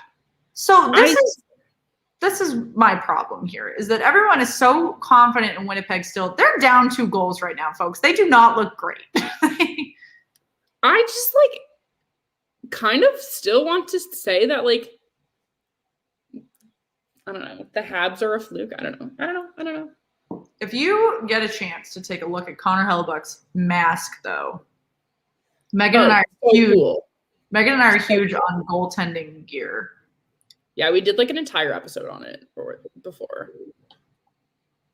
Carey Price, the price is right. This is very true. Carey Price in the playoffs turns it on. You can see, this is a huge point for many teams. You can see when teams have veteran playoff experience versus when they don't. Oh, and we have got a Winnipeg Jets player who blocked a shot down. It was Perreault. That was a Greg Campbell classic Bruins block. He can't stand on that leg. Charles slept until the alarm went off at 3 a.m. You always say how early you wake up, and I'm always just like, I would die. I wake up at 6, but it still hurts. Today I woke up at 7. Well, Bayou Benders, it makes sense that you're confident in Winnipeg because they're your opponent. You never want to sleep on your Stanley Cup playoff opponent. He also took that puck right on the inside of the knee, and he's going straight down to the locker room. Yeah, he cannot put pressure on that. There's obviously significantly more blocked shots in the NHL playoffs than there are in the regular season. We've seen it. The NBCSN and CNBC have been great about showing us how many blocked shots we have. Watching it again. Megan has officially seen the replay. And players get hurt. They really, really get hurt blocking those shots, whether they block it directly or it's deflected awkwardly because they're trying to keep that puck out of the net. It is a dangerous, dangerous thing. I don't know if he'll be back, guys, because he's literally not putting pressure as he walks down back. I mean, one other thing about playoff hockey, though, is players play through bad injuries. Greg Campbell played through injuries when he did not. Patrice Bergeron, when he used one of your legs. I mean, Patrice Bergeron played through 2 broken legs. Zdeno Chara, or not broken legs, broken ribs. Zdeno Chara played through a broken jaw. Like, true. Literally breathing. That's incredible. That's got to be difficult to get through. Yeah, Marner's had a few as well. I mean, it's insane, guys, how willing they are to throw their bodies against these pucks going how many miles an hour? Like, good for them. We've got we're 4 minutes into second period. Montreal is still holding this 3-1 lead. Shots are even 14-14 each. This is a much more traditional Stanley Cup playoff game than the last few we have covered, which is refreshing. There has been good physicality. There is good shots on net, good opportunities, and good fighting in the crease. Fantastic. Yes. Yeah, this is like win at all costs. This was definitely a more exciting game than last night. Oh, for sure. Guys, if you were with us last night and you stayed with us, you're a goddamn trooper because that game was boring. Yeah. Shannon logged off and we were like, what the fuck was that game? Sometimes you just, I mean, like we said, we stream every night for the NHL playoffs. So sometimes you just never know when a game is going to be boring as shit. Yeah. But hey, we roll with it. I just love some fighting. Yeah, we've got some good fighting in the crease. Catch the YouTube compilation of DMX. Why would I want to watch that? I'm like one of those people who like I cringe so hard watching people get hurt. So this is one of the points I was making. Winnipeg's already got 24 hits. Montreal's got 12. But the key to a lot of the physicality is how close you're getting in the crease, how much you're getting in the opposing goaltender's face, how much you're getting physical close to the net. And a lot of times you need to get the puck in net, but a lot of times you need to keep the puck out of the net.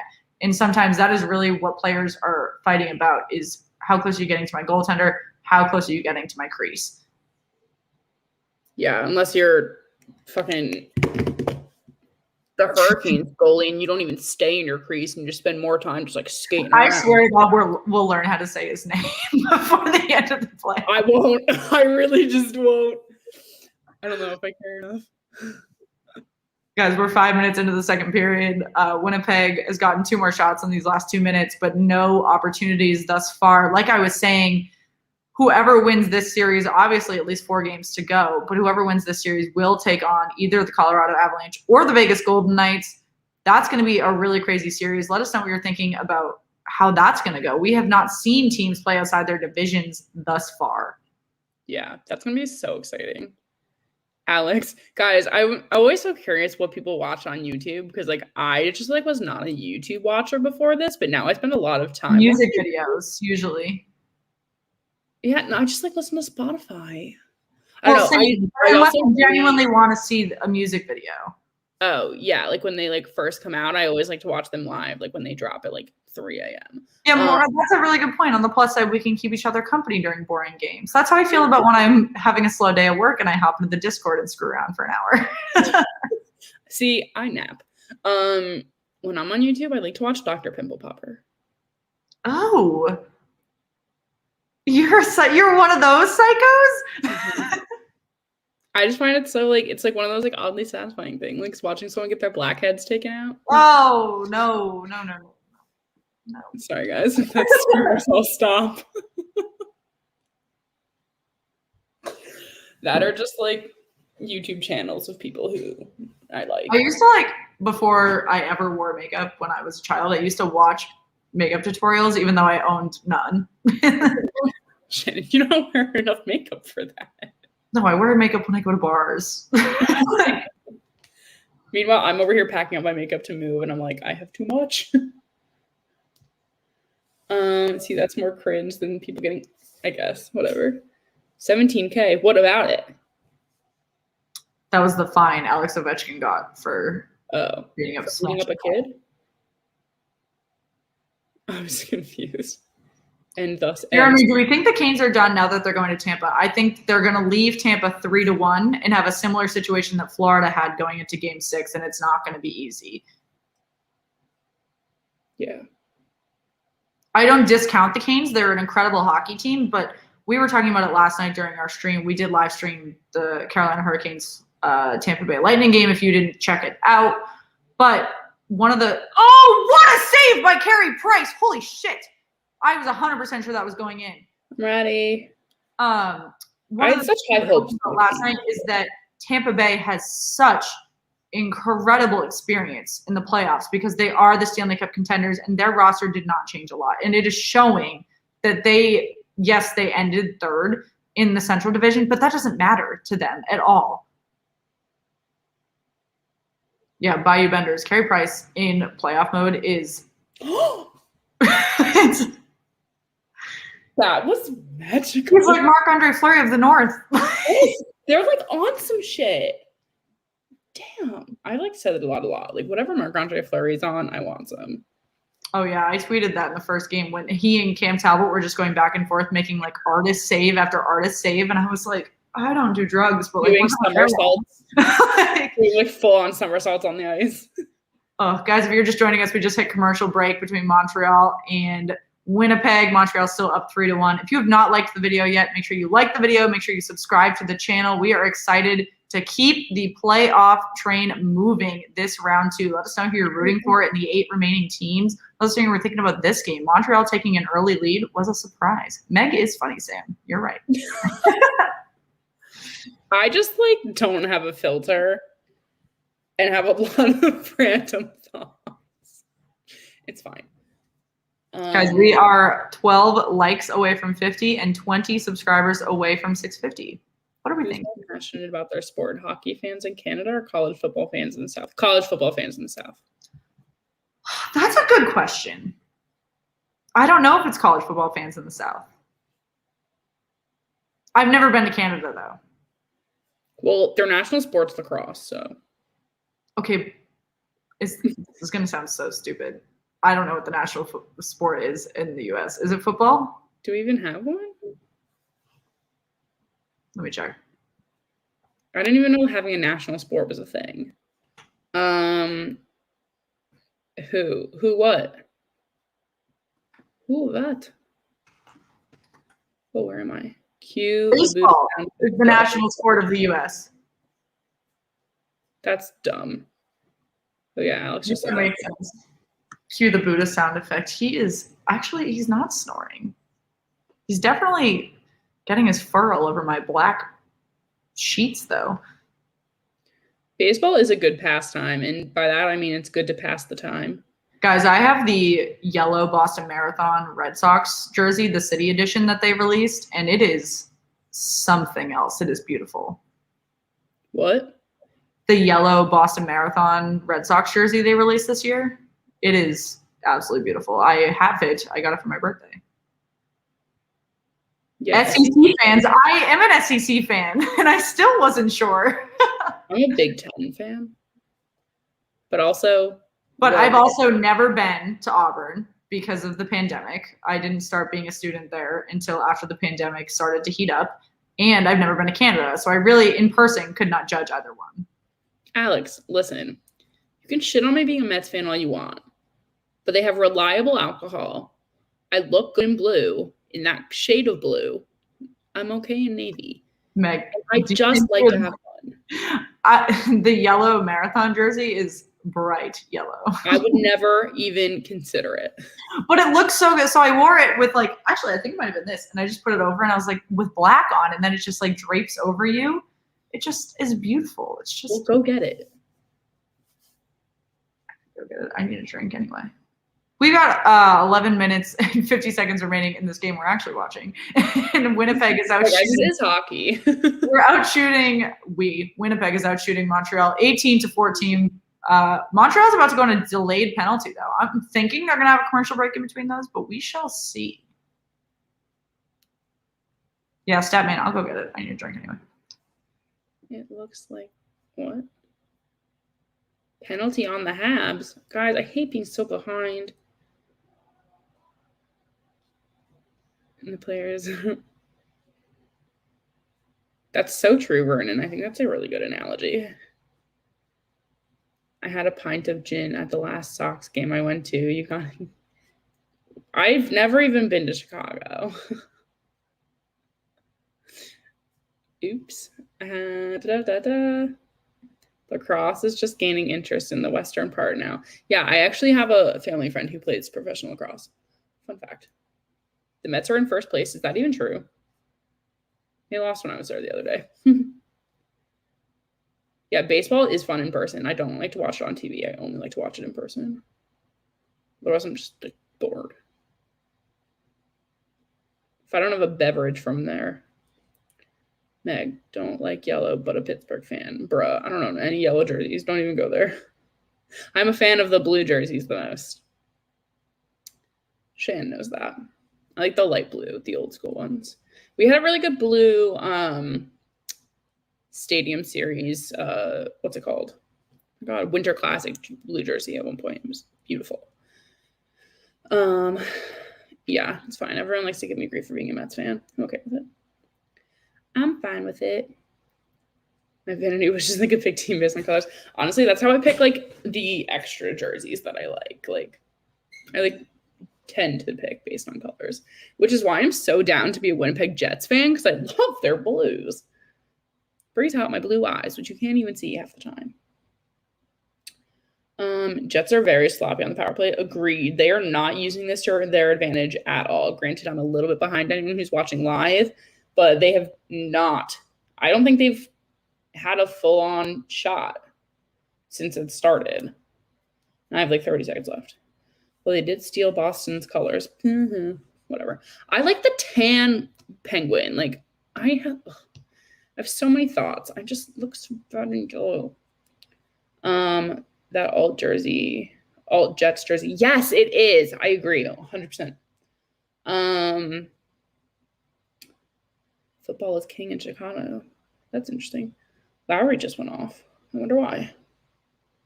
This is the downside of Shannon and I not watching these with sound because we can't put it in our broadcast. Is that we miss certain things, but it's fine. Okay, I got it. It's not button though, so it's a little messy. But that's the front of it, and then it's got yellow. It is, but it's got the marathon patch on the side, and then numbers on the back or whatever. But it's so. I like that font. Yeah, it's a really nice font. It's the same one from because the Boston Marathon is yellow and blue, so they didn't pick that arbitrarily. But it's super nice. It's good for what it is. Yeah, and my old Red Sox jersey is from well over a decade ago, and the guy left the Red Sox, went to the Yankees, and now got kicked off the Yankees. So the jersey needed to be replaced. Tyler, thanks for joining us. We are in a commercial break. Which fan base is the most deserving of a Stanley Cup winning team? That's a really good question. Did you cover that while I was gone? No.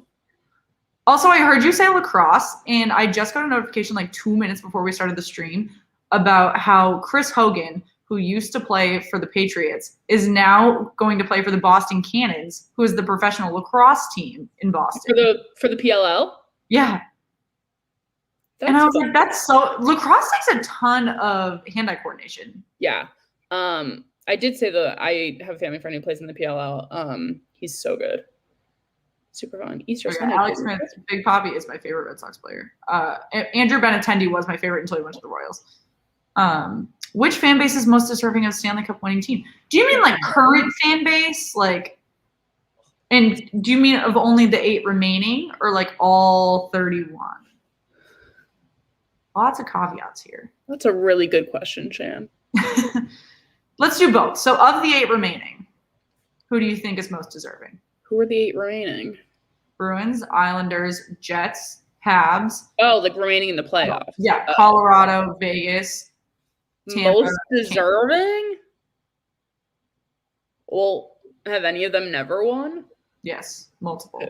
Well, other than Vegas. I don't know. I would say that the Lightning are least deserving because I feel like all their fans have been really cocky. I apologize to anyone who's here. Vincent, I'm so sorry you're still watching. Yeah. Also, I would say the Avs aren't deserving either because someone keeps calling themselves the Golden Boy, who isn't here tonight, so it's fine. Yeah. So I'm gonna say either Vegas because they have had a really consistent, confident fan base since they started, or Carolina. Because I think that they have been consistently under-considered, as many of the teams in that central region have been. And they do have a really confident fan base, and I think that's really exciting. But I'm here for a North win. Outside of the 8 teams remaining, though, I think I would probably change my answer. Florida would be my answer, actually. But I think the West also, LA has been successful recently, but Anaheim had a really good team for a while and they were not able to win. Now they're not taken seriously. Phoenix they might move them. The Yotes. Minnesota also another good one. Yeah, Carolina's so slept on. There's so many. What a rebound by Montreal.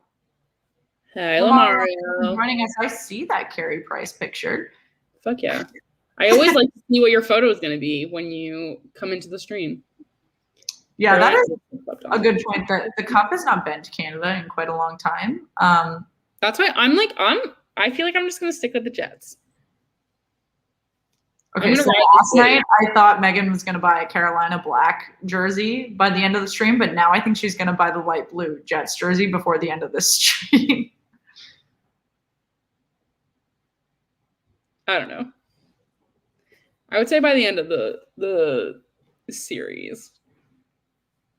For not you. Oh, that's why I keep saying it. It's whenever it doesn't pick up Siri, but it picks up with an S. Series. Shannon, I swear to God, it hears you. So Vernon, Minnesota sports teams are a downer. So we were just talking about since Boston is now out of a coach. Boston Celtics are now out of a coach. Had flipped over their front office this morning before noon, before I could even have breakfast. And Kevin Garnett would be a fantastic coach, but he is trying to keep the Minnesota Timberwolves in Minnesota. And I know that Minnesota sports, since they've got the Vikings, the Wild, the Timberwolves, there's not the Twins. I know 0 things about the Twins. There's just not a lot of love. There's a lot of tender love and care that needs to go to Minnesota. I would totally put Storm back in the Canes jersey. 100%. I would get a Hamilton jersey, and both for the Pig and Dougie Hamilton, like we were talking about last night. I really like Dougie Hamilton. I liked him in Boston. I think he got a bad rep because he played in the era with Tyler Seguin when everyone was looking at young guy attitude problems. I would get a Hellebuck jersey. I would get a blank Jets one. If there were one for everyone in the comments, we've got 7 minutes and 30 seconds remaining in the second period. Winnipeg out shooting 19-15 on Montreal, but Montreal's still holding that 3-1 lead. Not sure we're going to get a goal in this second period. Looks like everything's slowed down a little bit. We're playing keep away a little bit on Montreal's end. So we shall see. But if you guys are in the comments, let me know what you guys think about a jersey you would get from Seattle. So obviously I would get a blank jersey either way. They're great jerseys. But if there was one player you would love to purchase or see go to Seattle, and not because you want to see your team dump the contract or dump the player that's not working on the roster, but genuinely want to see them go there, turn over a new leaf, see success. That's been a really interesting question that a lot of people haven't thought about, because when they think of expansion, they think of flicking bad rosters, bad roster picks away. Truth. Brent Burns, yep, that's I'd love to flick away a goaltender, but it looks like he's not going anywhere. Well, you can do either. It's a certain amount of forwards, or I need to you guys do have too many forwards. Jamie Benn, that is a good answer. I need to look at my roster to really. I want to see Milan Lucic go from Calgary. I know someone asked about Calgary earlier, actually. I like him from when he was in Boston. He just hit 1,000 games in Calgary. I think Calgary is going to do a lot of flipping toward young guys, so I think his time there is probably waning. So I think it would be really cool to see him go to Seattle as well. He's a cheap veteran that they could afford. Yes. So I don't think he will go anywhere. I don't actually know what his contract is, but I would love to get a Teddy Bluger jersey of Seattle Kraken if he went. I love him.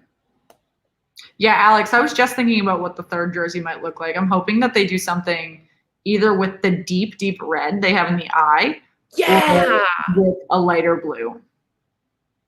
yeah. Or a black, just a jet black. That would look sick too. Yeah.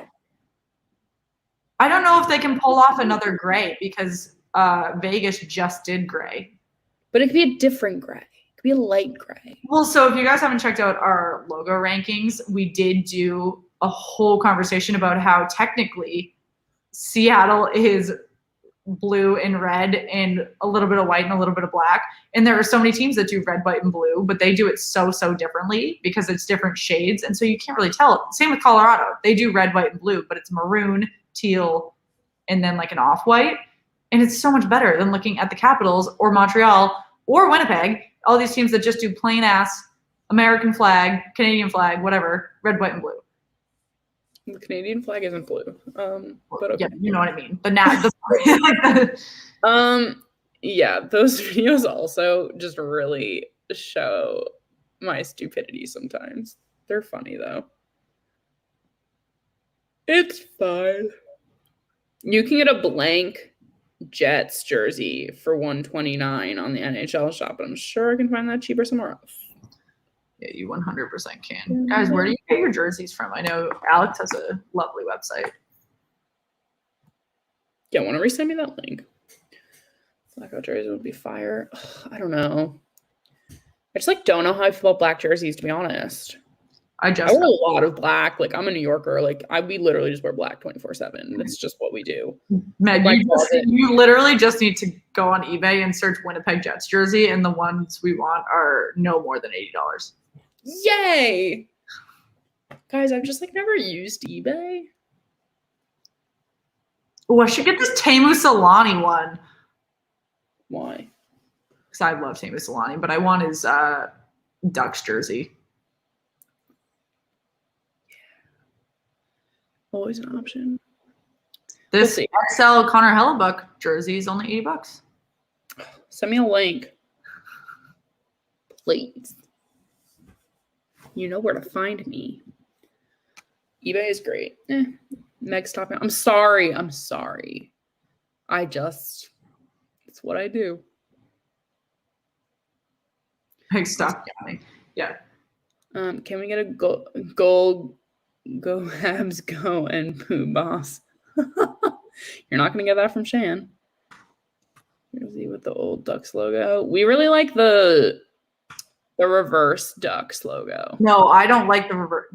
I like the Mighty Ducks logo, not the reverse retro logo. Is that not the reverse one? No, it's not. I mess that up every time. It looks like a superhero that's like jumping out of it looks like he's farting, actually, quite frankly. But I think I confuse that almost every time we talk about it. I appreciate the one difference is I really appreciate, actually, we just returned from a commercial break. We got 4 minutes and 30 seconds remaining in the second period. No shots from Winnipeg or Montreal in the last 2 minutes. 3-1, obviously Montreal still in game one, so no one holds a series lead. But the one thing that I appreciate from the reverse retro from Anaheim is that they did really try to do something different, and they did really try to take what was retro in the Mighty Ducks logo and do something different with it versus what well, many did not. San Jose did and just add a stripe, or Philadelphia did just add a stripe, Montreal, what have you, add a color. Islanders, such a missed opportunity. But there are so many that really took history and tried to do something different with it. Obviously, Washington did a really good job with it as well, changing the colors of a very classic uniform. And Anaheim did, a lot of people like it. I just genuinely prefer the orange. They call it the Wild Wing, Mighty Ducks, whatever. All of those logos more. Mm-hmm. I'd also kill for a Coyotes reverse retro. As a Cavs fan, I would wonder what the red eagle and blue jersey. I just personally prefer red over blue, but they released that blue third jersey this year as well, so I don't think they would have done it. Which is fire. Oh yeah, that looks really good. I love it.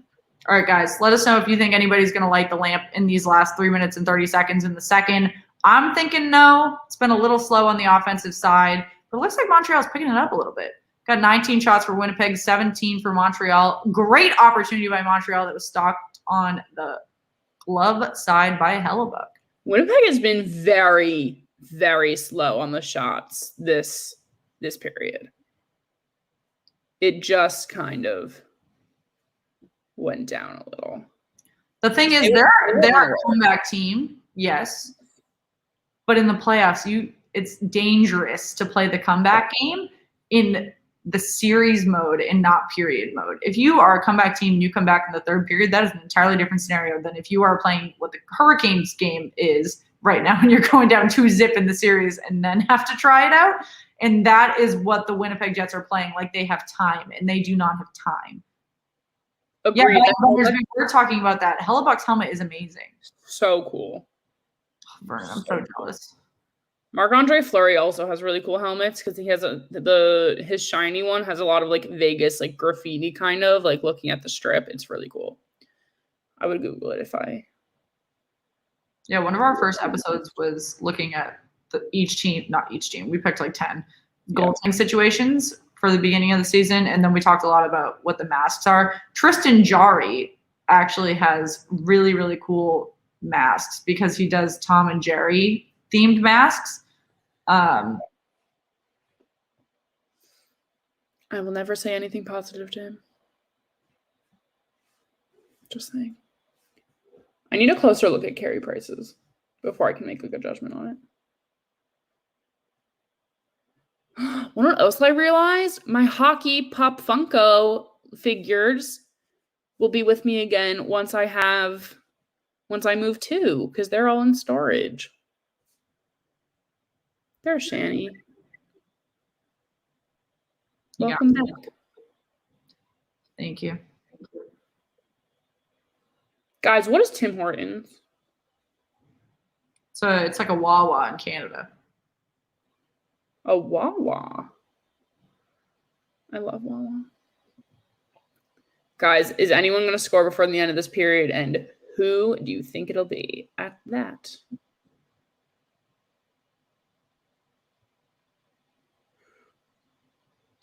Got 2 minutes flat remaining in the second period.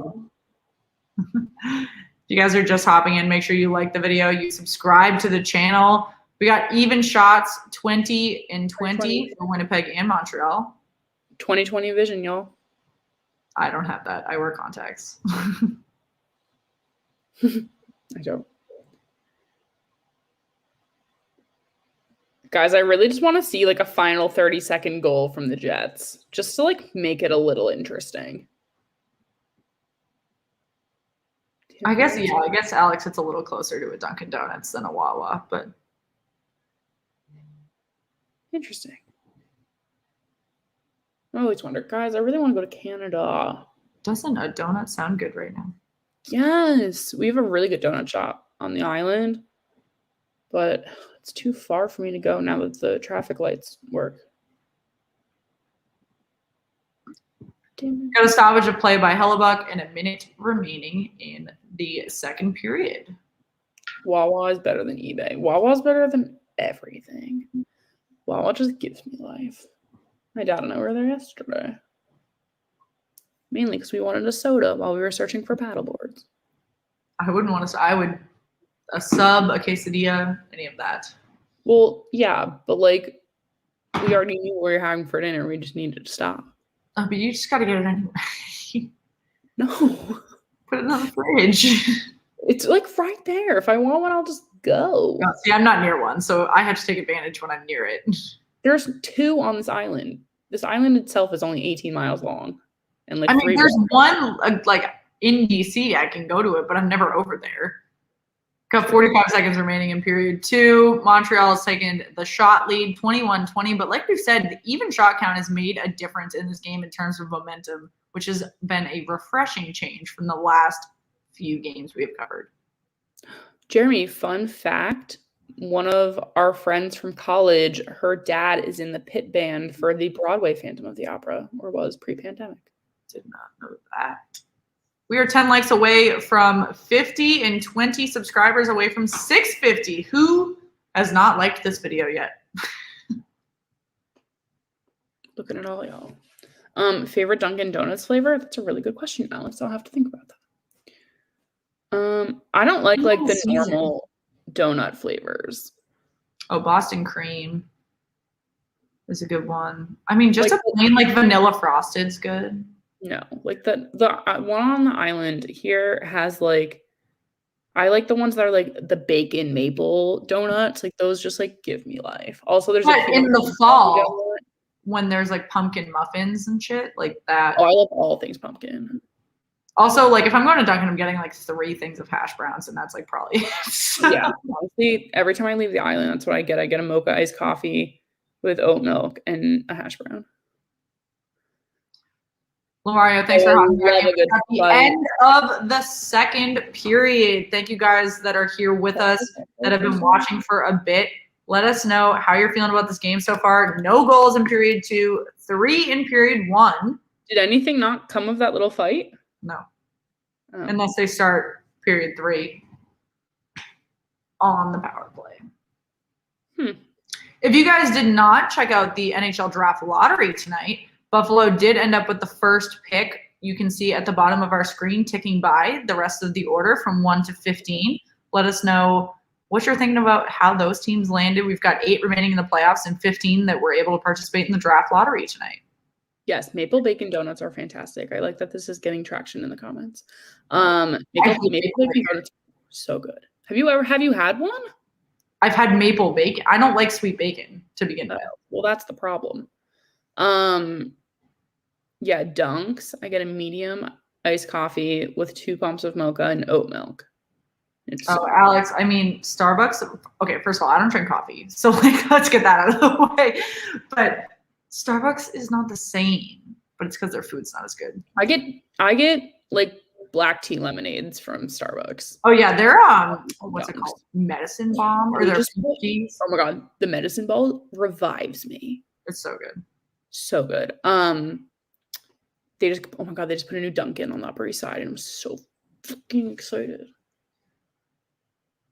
Oh, it's right next to the Taco Bell. Taco Bell. Now that we're gonna find ourselves.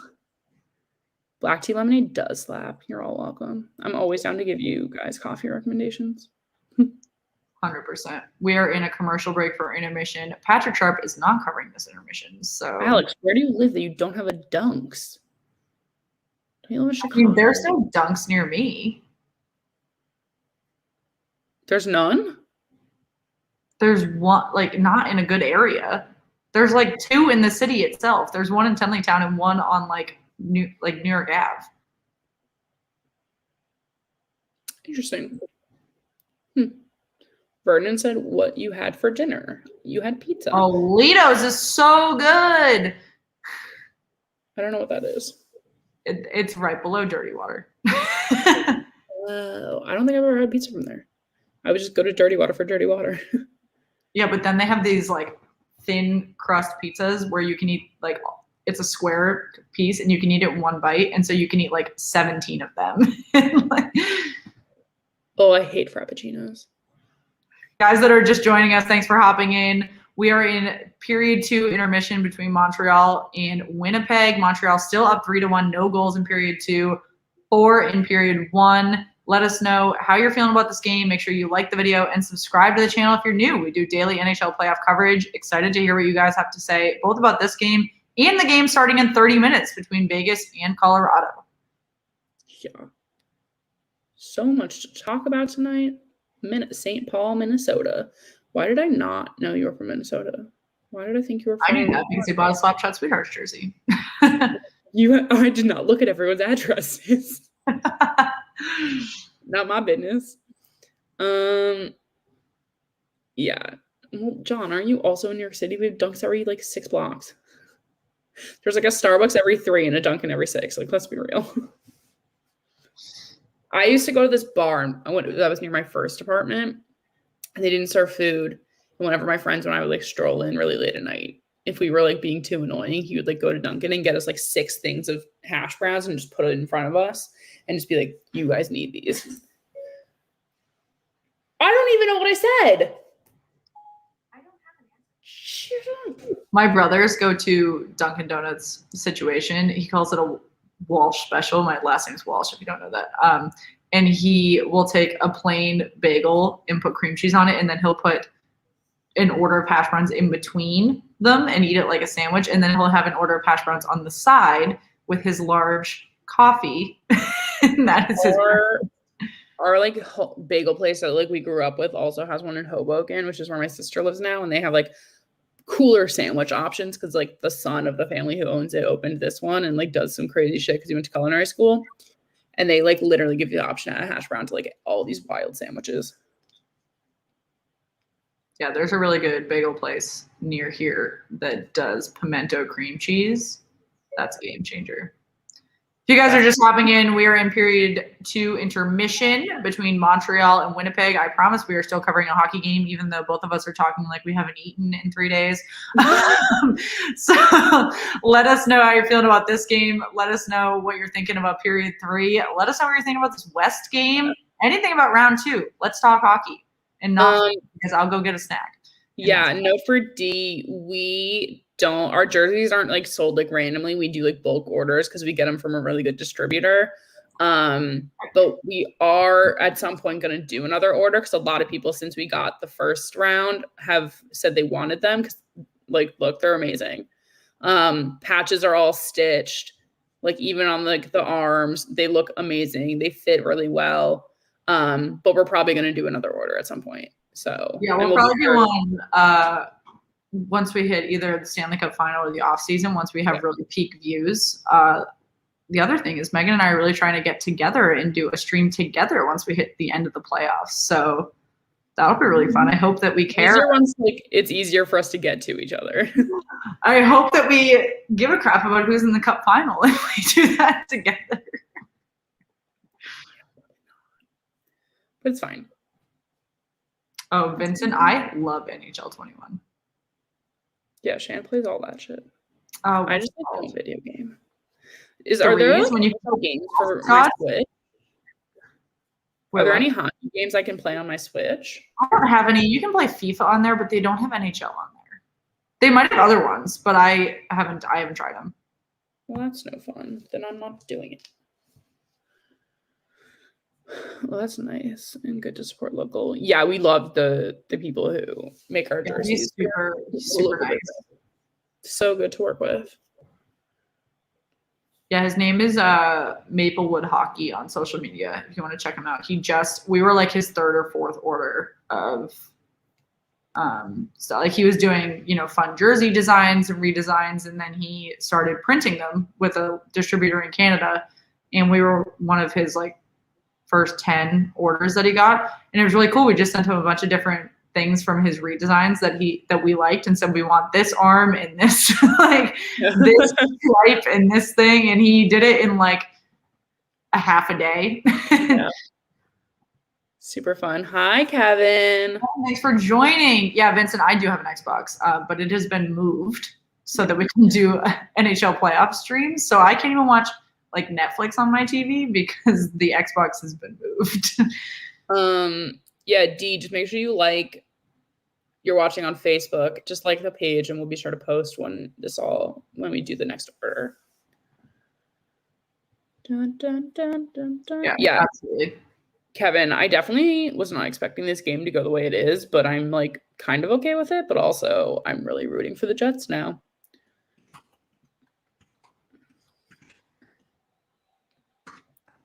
Let's see what happens. Guys, if you guys have not yet, Meg, you want to plug our Discord while I finish this tweet? Yes. Guys, if you have not already joined our Discord, we are on our way to 50 members. It's a way for everyone the link is in the description of this video. I'm also scrolling back to find the comment that has it. But it's a great way to just like talk hockey, like literally all day. It's going like right now, like everyone introduces ourselves. We had a nice like line of people introducing themselves last night. Like everyone gets to know each other. You get to talk literally all things. We have channels for literally every single matchup that's happening right now. You can talk your team, suggestions if you want to see other channels. Like it's so fun. I don't even know where this freaking link is. We didn't know literally anything about Discord before we started streaming every night with you all, and this was one of the requests you guys had, and we're up for anything, guys. Like, you can also interact with us on Twitter and Instagram. Twitter @SweetheartsPod and Instagram /sweethearts. We are literally always on social. If you started a new NHL franchise, what would the name and mascot and team colors be? Okay. It would be some type of purple. I'm surprised you didn't ask where it would be. Yeah, we've had that discussion before, and I feel like people come up with some really interesting places that could happen. My colors would be like a pale purple and gray, because I really like gray. What would the name be? The name's hard. I think colors is a good question, though. Yeah. What would my mascot be? I think that depends on the name, right? Does it though? Or can you pick a mascot and the name? I guess you could do like Gritty, but Gritty really embodies like Philadelphia, so that depends on where it is. Guys, what would your hypothetical mascots be? Okay, I'm thinking about this. Would it be a sewer rat? We can be the Manhattan like mice or something. Just kidding. Houston needs an NHL team. I think there's some other states that need one. Was that Alex that said that? He just told me that the Coyotes were going to move there. Was it? Bacon? As in, like, as your mascot, D? Houston Bacons. That'd be funny. What's a good one? I don't know. What animals do I like? I really like giraffes, but I feel like that wouldn't make a good mascot. The Atlanta Giraffes? Like, she did have a big thing for giraffes in college, guys. I still do. All right, I would do, well, she thinks about the name. Sorry, I'm tweeting out. We don't have NHL Lions, do we? Huh? No, I like this whole natural disaster thing. That sounds really bad, but you get what I'm saying. I wanted to be the earthquakes, and it's going to be like earth tones because, like, you know, tectonic plates. So, like, light blues and greens and gray because I love gray. I know Megan genuinely hates orange, but I'm going with an orange in my colors. And I think I'm going to go with like a dark, subtle purple with like either a black or a gray. Like, what are you doing? No, it's going to look really cool. Like, Orange, the High Valley Phantoms have a comparable color scheme. that looks really cool in the AHL. No, I think it's going to be like a perennial Halloween theme. What? Where it's going to go, not sure.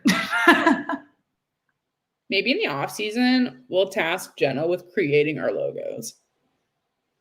I'm thinking maybe somewhere, even though obviously I know being from Massachusetts, I'm partial to up there, but like you could do anywhere up north in New England with like a perennial Halloween theme that would work. You could also do Savannah, Georgia. They have a big like ghost situation down there. So you could do anywhere in like Georgia. Savannah spirits. Yeah, that would be sick with my colors. Look at this. We've got a taste. You find your own. You didn't like my colors. Yes. So I don't bring them to my Savannah spirits. That would be no fun for me. But what would your mascot be? Just like a big white ghost, like big white sheet? Yep. All right, so that's one. We answered one. We need a second one. This was a tag team effort. Say your colors again. For the Savannah spirits? No. I picked the colors for that. We're not using orange for the spirits. It's Halloween. Take orange out and we'll be okay. Jeez. Okay, I need a city. Guys, comment some random cities. They gotta be like big enough though. Honolulu. Well, we already said the logistics of that wouldn't work. Houston. Well, I'm thinking of teams or cities where people want teams to go. Right. Okay. Where else? Oh, I was saying Seattle. We're already not Seattle. I was saying, fuck me. Holy crap! What was I saying last time? It was somewhere in Oregon. Portland. Yeah, Portland. But I think it's too close to Seattle. Yeah, that was the. Kansas City is a really good one. Oklahoma City is also a good one. So, Vincent, a lot of people say Virginia. So, I am partial to Baltimore because of the Ravens. Yeah. But a lot of people think that DC and Baltimore can't share fan bases. They do for baseball and football. But for basketball and hockey, they don't. And a lot of people think that they can't, which is odd. What are some weird states? I need a map. Guys, what are the states that are like always forgotten? Salt Lake City. Is Utah too close to Vegas though? Utah is like too close to like everything. Hold on. Louisville is a good one, Alex. There's actually a big Twitter movement to bring hockey to Louisville. Okay. That's what we're gonna run with. Okay. The Louisville.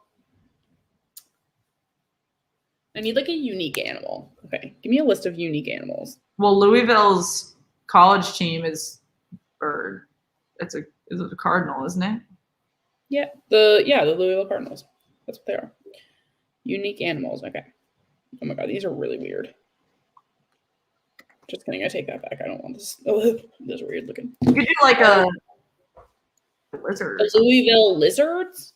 I don't know. Like I've never been. I don't know. Wait, Louisville's in Kentucky. You could do something about like, even though they don't like doing things about like drinking, but like Kentucky's very, very well known for like distilling and things like that and historical. Louisville Distillers? That would be cool. And then their mascot could be like a little drunk man. Nope, that won't cut it with the kids. That is what the New Jersey Devil is. A little drunk man. The New Jersey Devil is me trying to go to F45 every day and get in shape and having to go to the games at night. Vincent has it. The Louisville Narwhals. No, Darnock Man has it. Louisville Fried Chicken. You can't make a mascot fried chicken. You want to bet? Yep. They're actually, this is so related because the NWHL is doing a contest to find out what mascots you want to see in the league. And Megan and I were going to do like an afternoon stream and draw them, and we never did it. Should we? I also forgot, since we're talking about the NWHL, when we first started. Should we do a stream tomorrow? We'll both have a sketch pad. Let's make sure that the contest didn't end. But yeah, we did. Kentucky Gallop. I hate horse racing though. Sorry. It's such an event. But the NWHL they're doing a pet draft, and all you have to do is submit your animal. And I forgot I submitted Buddha, and then the link is in our Discord. So someone said submit Buddha, and I did it super quickly. I just put his name and my email and a picture, and I literally forgot. And they were like, there's 50 pets per team, and they all get drafted. Was Buddha picked? Not yet. It's next week. Oh, but he's an option. Yeah, where will he go? This is huge, people. Whoa. Which team do you think Buddha belongs to? Do we have to cover that draft? I think he's going to go, I want to say the Riveters because he is like a rough and tough guy. But he's also disliked, like as a pit bull, so I want to call him a whale. Connecticut whale. I don't think they're disliked. I think they're just like... They're the perennial underdog. Ignored. Well, the Riveters are disliked. So, like, really, he would belong. No, sure. You know the tea. Ugh, I can't wait for their season to start. We're going to go hang out with all of our new friends we've made. Or if you want a mystic animal, you should bring one to Hartford because they've got Mystic Aquarium right there. And they've got a huge aquarium right there. Like Hartford Whalers. Also, we've got period 3 starting between the Winnipeg Jets and Montreal Canadiens. Let us know what you think the end score is going to look like. Winnipeg is out shooting Montreal 22-21 right now, but we have got pretty even opportunities on both sides of the puck. Yep. Yeah. No, not hoping for OT hockey. Regulation wins, people. Hi, Sasha. Sasha, thanks for joining. Guys, if you're just hopping in, let us know what you're thinking about this game. Make sure you like the video and subscribe to the channel. We got 3 for Montreal and 1 for Winnipeg so far in game 1. Whoever wins this series will go on to face the winner of the Colorado Avalanche Winnipeg Jets, which is starting in probably closer to 30 minutes. Technically, coverage will start in 20 minutes. Not for us. Did you say Avs versus Winnipeg Jets? I might have. I'm looking at quite a few different scores right now. Avs versus Colorado Avalanche versus Vegas Golden Knights. There we go. If anyone's really confused as to what the heck, we don't hate OT. We do. We do. We just really hit a lot of them for a while. I have no problem with overtime if it's 1 on a weekend, 2 doesn't go to double overtime, 3 with a team or in a game that has been interesting. And most of the overtimes we've had to cover have been in games that have not been particularly interesting. If anyone's really confused, who's just hopping in now as to what's going on in the comments, we are creating our own potential teams. Yeah, we're having a really fun conversation about if you were to start your own franchise somewhere, what city would you pick? What colors would you pick? Do you have a name? Do you have a mascot? Pretty interesting conversation. I thought it was great. So far, we've got Savannah Spirits. We've got Louisville Distillers. Yeah. Connecticut something mystic animal. Didn't really pick one before the puck drop. Isn't there a female basketball team called the Mystics? Oh! Yeah, Washington's team is the Mystics. Oh. You say I should know that. Well, you lived in Washington for 4 years. I didn't follow women's basketball. The WNBA is on their 25th anniversary. If you feel like you want to support women's sports and you're into basketball, however, we love the NWHL and have plenty of coverage on our YouTube channel to check out if you want to learn more about the league before their first series. Colors green and white, mascot a hockey puck with bacon slices on it. What city? The Cookers? Something Cookers? The Cookers. The something Chefs? The Cincinnati Chefs? Officially 2 minutes into the third period, folks. They should not put another team in Ohio until the Columbus Blue Jackets get their shit together. Or should they just cancel the Blue Jackets and get a new one? They won't do that yet. Little Boomer's not here tonight, or else he'd be mad at me. Portland, Maine Sizzlers. The Portland Sizzlers. I'm down for that. I would so take bacon as a mascot. I don't know if you can get enough fans to separate Maine versus Boston, though, in terms of the classic Bruins fan base to make that worth an expansion team. True. Or the Portland Pucks. Need to revisit the old California Golden Seals franchise from the 60s and 70s before they moved to Cleveland and died on the vine. There's no, because there's already 2 California teams. Birmingham Bacon with pink and brown jerseys could be a good AHL club. They're super into food, and you're making me hungry. Sasha, what is the plural platypus though? Isn't it platypi? Platypoo? I don't know. Bayou Benders, in terms of expansion wishes, do you mean like who we want to see have success in Seattle, who we want off our rosters? Like, what would you like? I think he was asking, like, are we talking about what we would want to see in like a future? Oh, yeah. I mean, yeah, we're just what we're doing. Sorry, I was tweeting that the third period began, so I missed a few comments. Milwaukee is forgettable. True. Anything with bacon in it is a hit. Okay. But should we make it like never mind. Like the porks. There's something porkies. All right, we're 4 minutes into the third period. Shots even for both teams, 23-23. Montreal still holding this 3-1 lead. Interested to see when we think, although we've got at least 10 minutes till they do it, when Hellebuck will head to the bench if they can't score another goal to even this shot count. Platypuses? Is it? Platypi. Definitely platypi.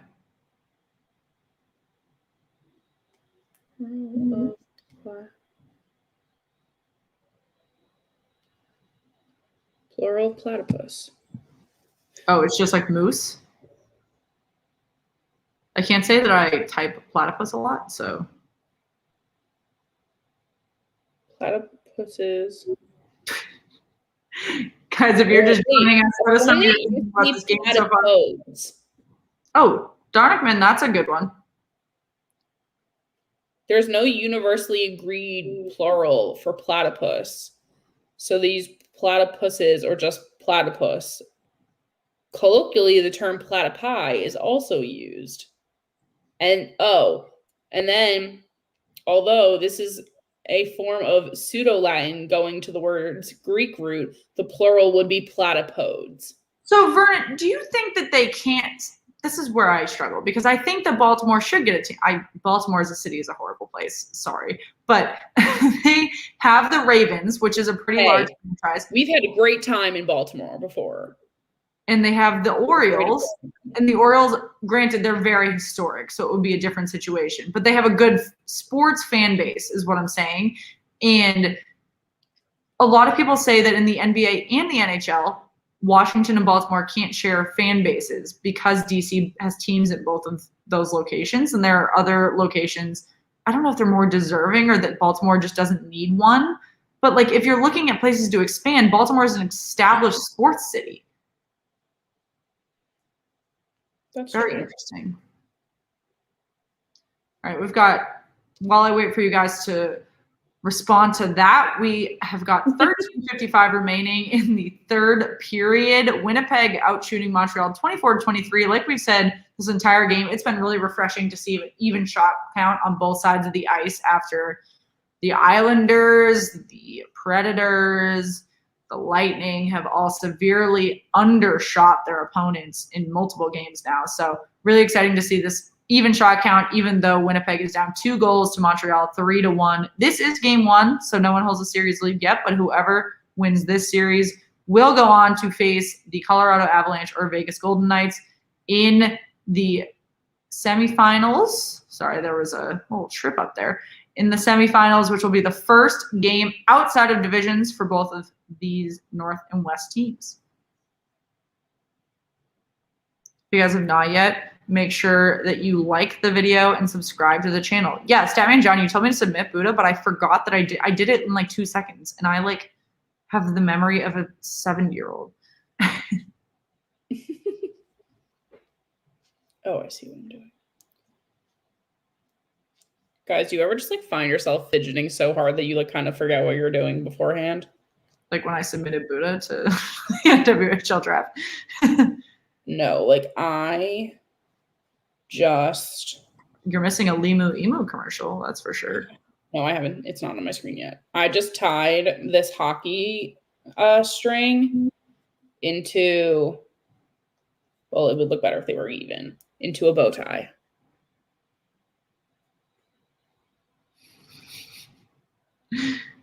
Guys, if you have not yet, make sure that you like the video and you subscribe to the channel. Watching our viewer count drop as Megan screws with a string. Whatever. Baltimore isn't doing well financially. True. Baltimore had Baltimore's done well financially in the Jacks. What would you name a Baltimore team? Like the Crabs. Like Baltimore Crimes. They can't do that because Washington was named the Bullets and people thought that was inappropriate. True, but that was back when Washington had an even worse crime problem. I don't know. Yesterday, there was a guy throwing guns off a rooftop next door and a building burning down on the other side of my building. So, wow. Okay. Welcome to Washington, D.C. Guys, I'm glad you thought that my bow tie was funny. Oh, yeah. Well, go with another Poe reference. That's always easy. Obviously, the Ravens is an Edgar Allan Poe reference. Yes. Also. Hi, Kevin.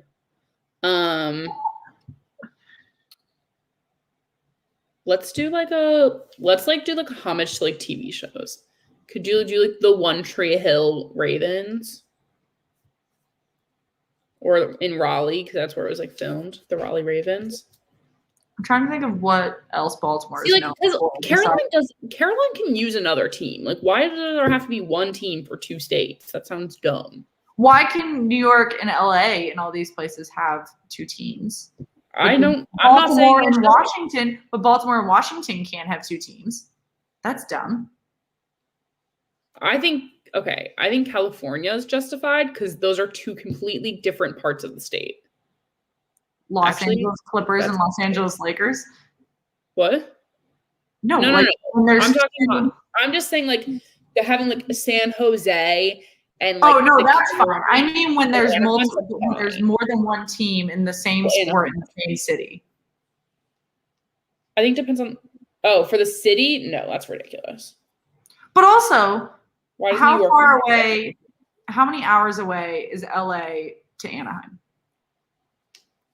Not that much. Oh, cool.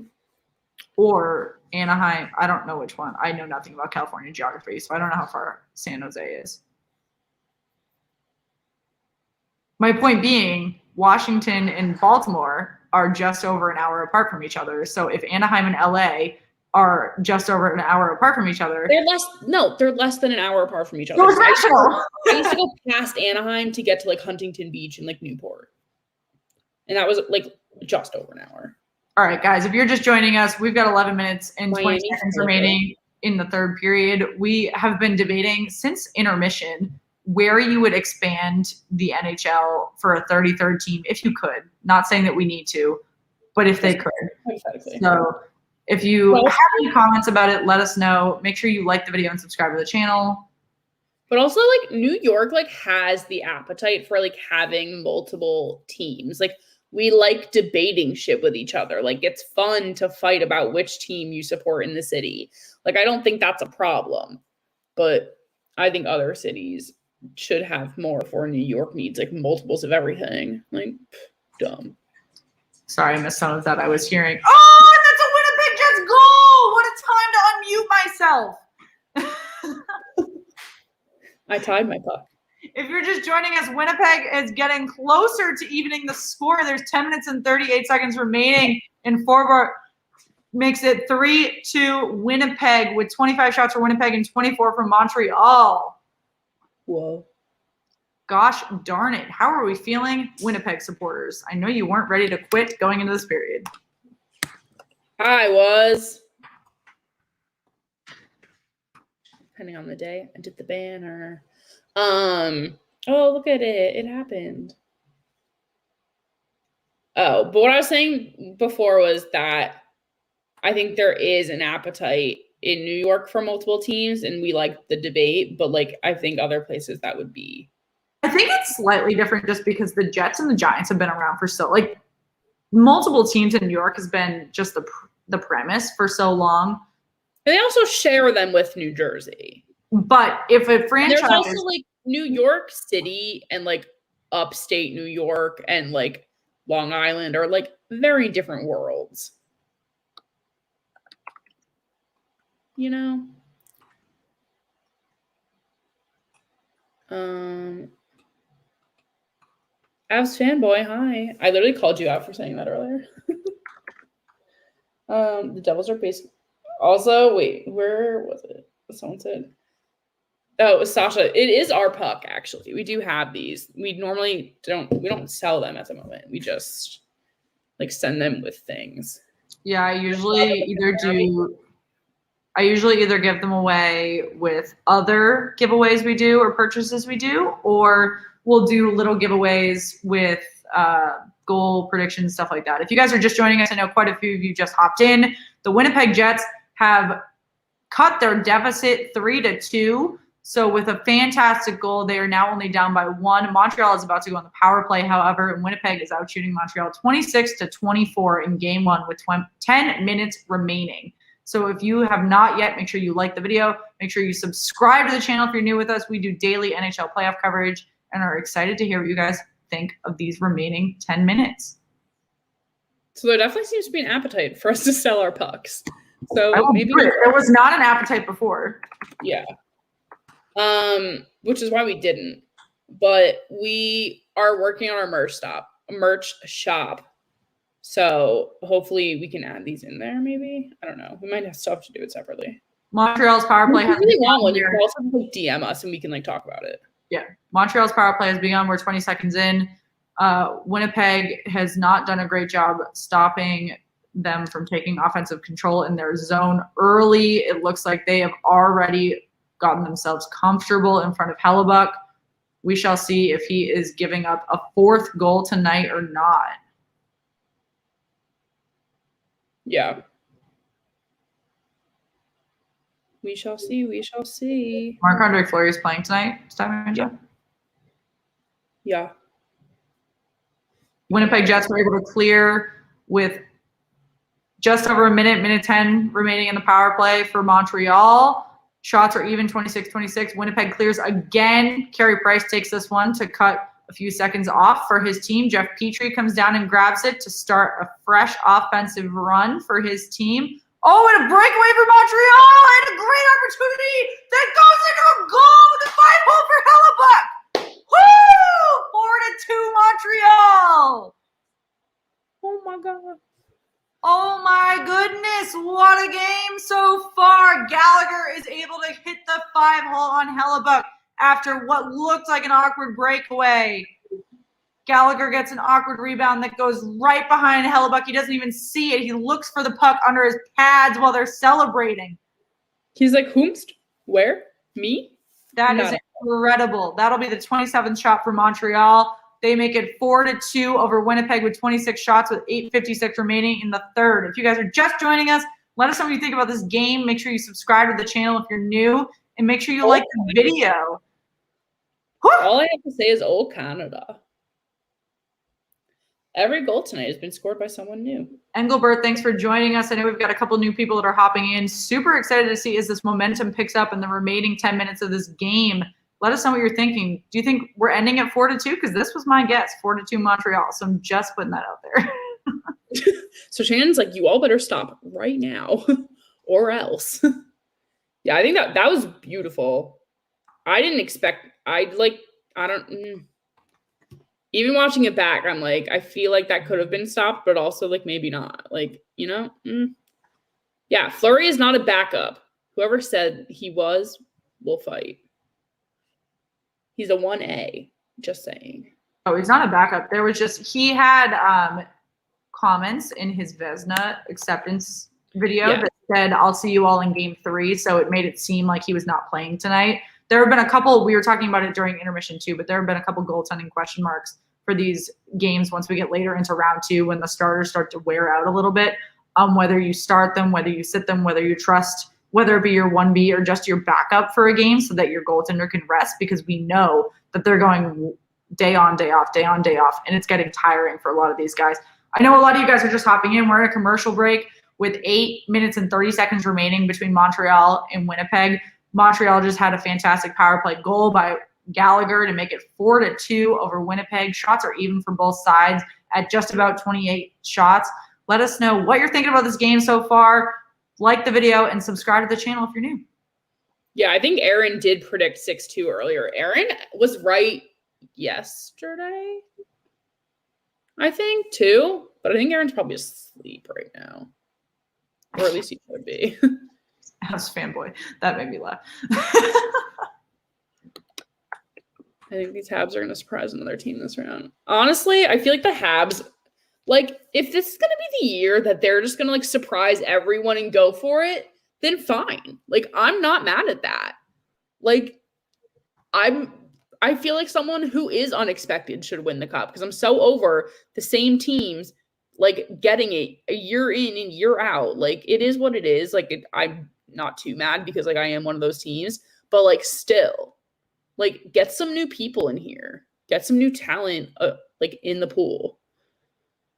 You guys have not yet. I'm throwing the link to our Twitter in the comments. Make sure you throw us a follow. We are doing a giveaway for a Vegas Golden Knights jersey in our pinned tweet. Make sure you enter there as well. We have got 8 minutes and 30 seconds flat in this period after an awkward end of play at the boards. Montreal's actually out shooting Winnipeg 29-26. Excuse me. I know I said it was even 28-28. Poor memory with old age, folks. I keep forgetting that Canada isn't airing any of the U.S. games. None of them? I don't think so. I feel like we've heard that multiple times now. Interesting. Again, I've never been to Canada. If you guys are just hopping in, let us know what you're thinking about this game, whether you're from Canada or not. We've got the Colorado Avalanche Vegas Golden Knights game happening any minute now, and whoever wins this Canadian series between Montreal and Winnipeg will go on to face the winner of Vegas and Colorado. So that will be a very interesting series, not only because these teams have shown very confident play in the playoffs, but also because these teams have never played outside of their division in this regular season. So they do air them? Wait. Are they, like, easily accessible is my question? Also, I don't consider Washington a new team. Like, I don't. Yeah, low-key, I don't want to mispronounce her name, but I do think Canada's going to get a rude awakening when they start facing other teams. Sorry, John, that 3,000's really been torturing me for a couple weeks now. That, like, 29 was torturing us today. We're at 29.01, so it's yeah, it, like, literally has been hovering within, like, 4. Usually when I live tweet games, though, we lose around 10 followers. It's just people who don't give a crap about hockey that follow for courtesy and then don't care. Every playoff game up here on Sportsnet. Oh, okay. I don't know how it works. Someone had said before, though, that they, like, couldn't find it. I don't know how that works. Might be in for a rude awakening. Guys, do you think Montreal, like, were we sleeping on Montreal, or, you know, are their opponents playing down to them? What's happening here? I don't know. I don't think it's Montreal specific. And I wouldn't say sleeping down. I've been shitting on all Canadian teams all season. So that may just be my issue with thinking they're all going to suck. But ooh, a great fight. Both helmets off, punches being thrown. Love it. Show me. Love Show it. me the money. Ooh. Still going. Let him fight, ref. Where is it? Sasha, they do play great in the playoffs. And I was talking about it very early in the stream, but there are a lot of veteran players that didn't leave. They were cut, not re-signed by their teams, whatever it may have been. And went to Montreal, like, to go die, for lack of a better term. They went out to pasture in Montreal to end their careers for another year or two. And now they're having a fantastic playoff run. This is a fun fight. It's just like a string of baby fights. We've got another one. What? We got another one that's getting real feisty. Yay.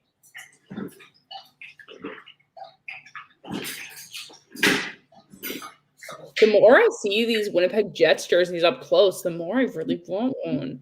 Got a power play from Montreal. Yes. Oh yeah, because isn't your birthday is coming up? I knew you were getting a haircut, you said. But anyway, Alex, have a good night. Let us know when you start your stream tomorrow. Jeremy, thanks for joining us. My teams are the Boston Bruins, and I like the Florida Panthers as well a lot. Megan? I'm a Penguins fan, and I also root for the Vegas Golden Knights. Meg. So I'm hoping Vegas wins. Vegas. I'm hoping Vegas wins. I really think, and this is what I said in the last game, I think if Vegas comes out strong, they have a chance. But if they fall early, it'll just be over. Like if they go out of the first period down like 3 or like 2 or 3, I don't think they're going to necessarily be able to come back. But I have a little bit more faith with Fleury in goal. And I'm a little nervous about scoring. I don't know. I need Mark Stone to wake up. We're a minute into Montreal's power play. Montreal has not been able to get a shot off yet in this power play. Winnipeg has done a fantastic job clearing the puck 3 times now in this first minute. So 5 minutes and 40 seconds remaining in this third period. We shall see if Montreal is able to get any good opportunities or if Winnipeg's going to dominate this penalty kill. Bring it on. You guys are just joining us. Let us know what you're thinking about these last 5 minutes. Montreal is dominating Winnipeg 4-2 right now. Surprise to us all. This series was already a little bit of a surprise. Make sure you like the video and subscribe to the channel. If you're new, we do daily NHL playoff coverage, taking requests on what games you guys want to see. Excited to hear. Yeah. Puck drop at 10:20 Eastern. Yeah, that sounds about right. I hate that pucks never drop on time. I'm worried about Fleury. Yeah, honestly, as like any Avs fan should be. Like, if Lindor was going goal, I'd be like, yeah, fine, you guys are gonna take it. But like, Fleury is just like so good. Fleury's not a backup. Like, if you genuinely think that, like, I'm sorry, you're wrong. Winnipeg was playing good, but tonight I think Montreal definitely has the momentum tonight. Winnipeg, I don't think the series is going to go down easy, though. But we'll see.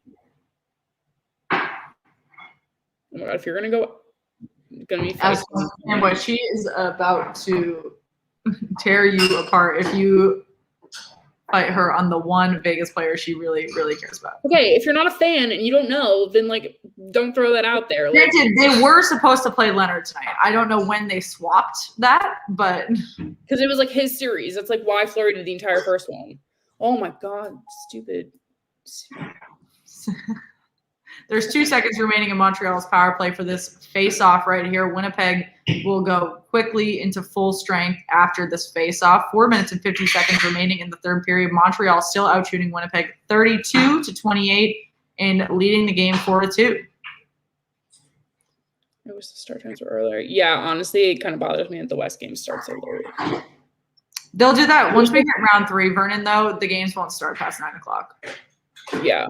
It just, I wish they had, because they had done a few like 6:30 games in the first round. Like, I wish they would have done like 6:30 and like 9. The one problem is that if Winnipeg comes out of the North, then it'll be 2 West Division teams still, technically, since Winnipeg is in the West time zone. And they might still start them late just for West viewership. Yeah.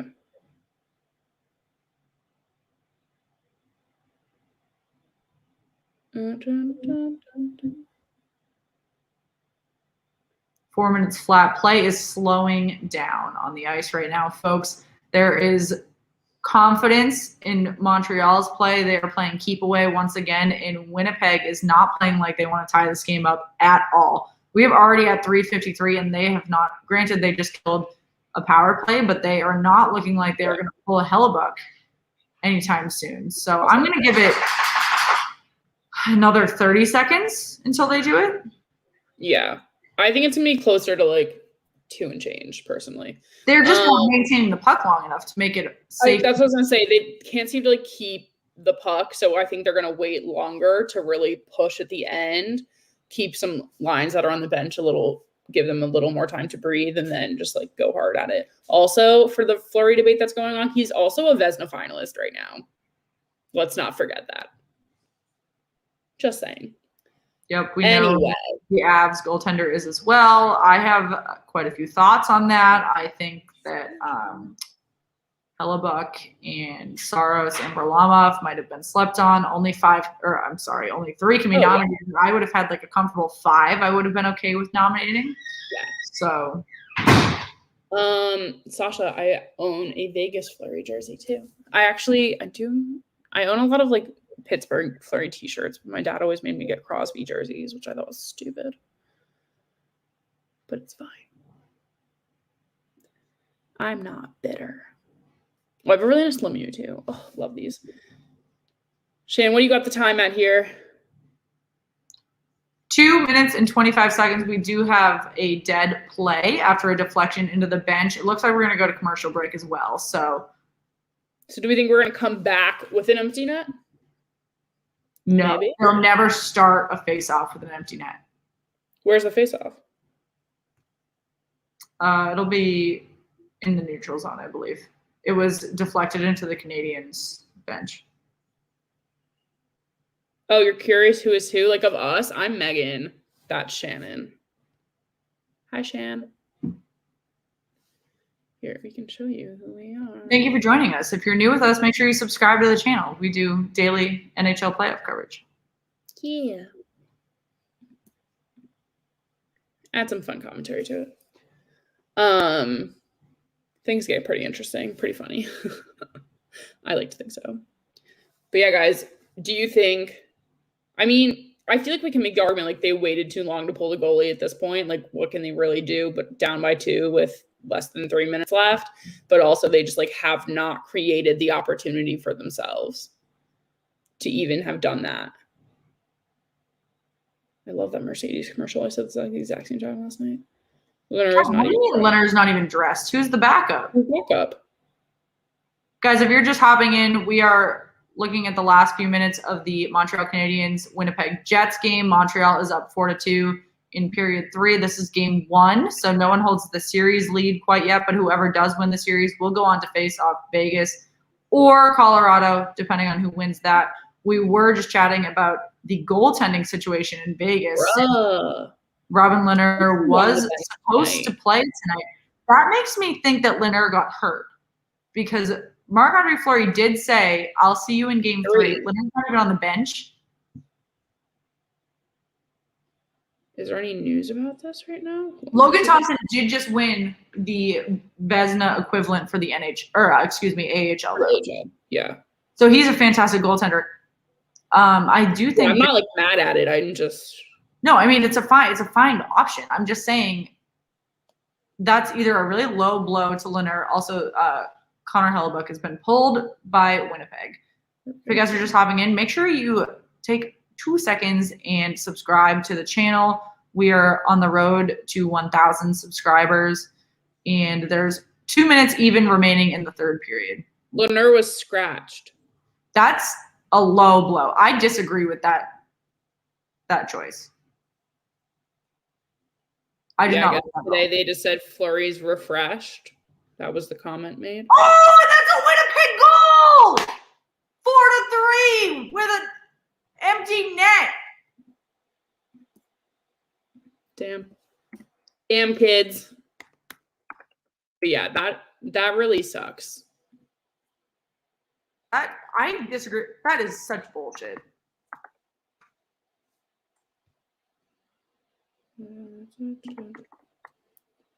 Yeah, I did not expect this. They actually, so where I'm looking for this is the NHL posts like a game preview for every matchup. And this was up a while ago. But it was updated at 10:05. So I think this was a really last minute decision, to be honest. I think he's either a late scratch because he's hurt or something happened, because that is absolutely insane. They have the 1A, 1B situation that we talk about constantly. You do not just scratch him for no reason. The only thing I could potentially see is that they saw Logan Thompson won this award and they were like, let's put him on the bench to, say congratulations. Yeah. But it's the player. You don't do that when Robin Lehner's already done the morning skate. He's already prepped for tonight's game, especially, again, after Marc-Andre Fleury said, I'll see you in game 3. This was definitely a last-minute decision. I don't really know what to expect right here. The NHL is also idiot because they had Janmark in their key players to watch shit on the app, and he's literally injured. Oh, Canadiens goal in a full fight. There is a Canadiens player on the ice that looks like he is straight up unconscious. There are already athletic trainers on the ice checking on Evans from Montreal. Was there a goal? Holy shit. Was it a goal? It was I think it was an empty net. Oh, yeah, it was. Shit.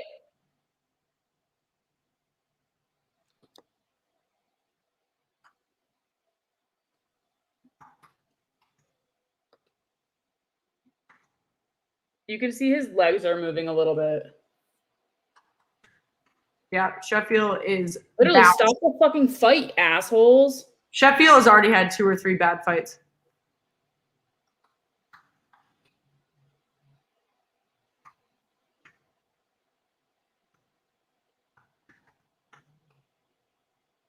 Damn. Okay, so he is moving.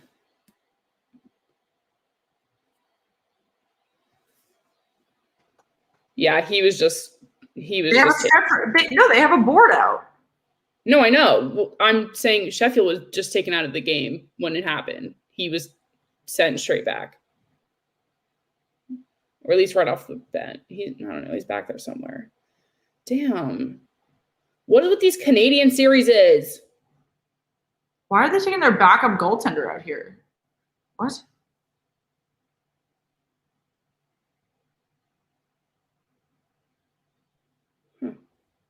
Wow. Oh, that hit!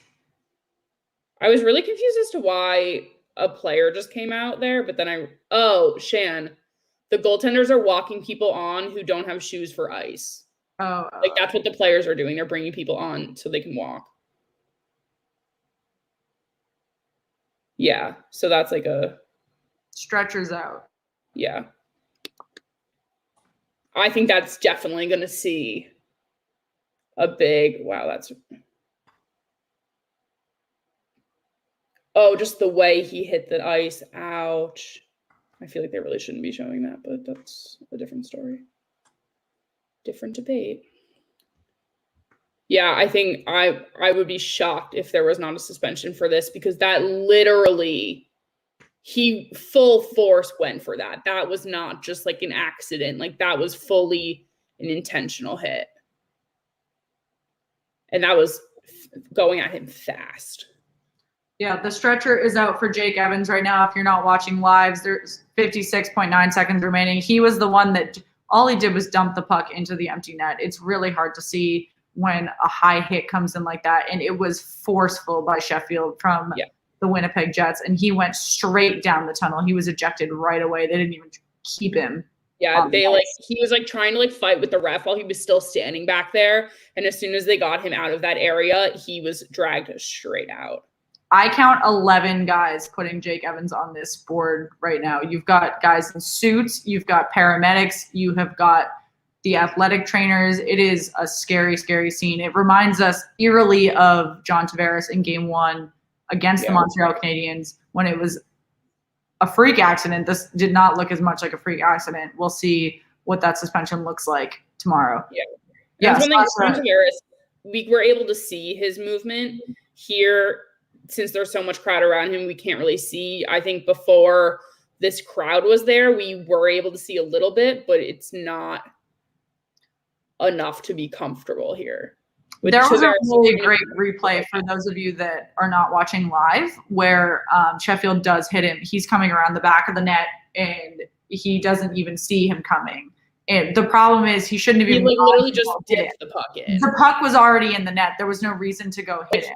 Yeah, he clearly was just trying to skate probably to a celebration here and it just full force, no attempt to slow. That's also, like I said, Sheffield's like third fight of the game, like third unnecessary. I know we were saying physicality is really important, but you're not trying to take guys out and put them on a stretcher either. That is really hard to see. Yeah, Vincent, he was definitely unconscious for a brief moment. You could see that the referee was trying to push the guys away from Evans on the Jake Evans is the guy on the ice so that they would not step on him. It's just a safety hazard with skates. Yeah. And you can see that half of the Canadiens players are kneeling on the ice so that you can obviously pay tribute to your teammate that is clearly struggling. They have got him on the stretcher, taped down. He is moving his neck. That is a great sign. Yeah, great to see that. Yeah, we have a few players on the ice to help those who are not wearing skates off, but definitely a somber moment here up north.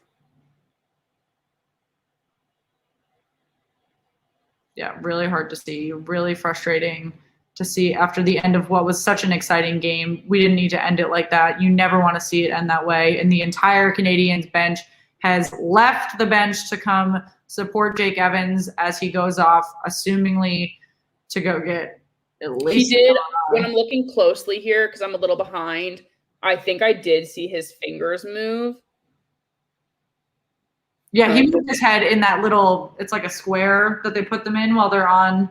Oh, yeah. He's just taken his hands, like touched his face, kind of like moved around a little bit. So, I mean, at least upper body has momentum, hoping this isn't more serious of a spinal issue. It's Jake Evans' birthday. That is horrible.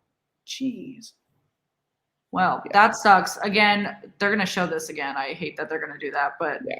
I'm cautiously optimistic that this will probably just be a concussion and a lot of rough whiplash.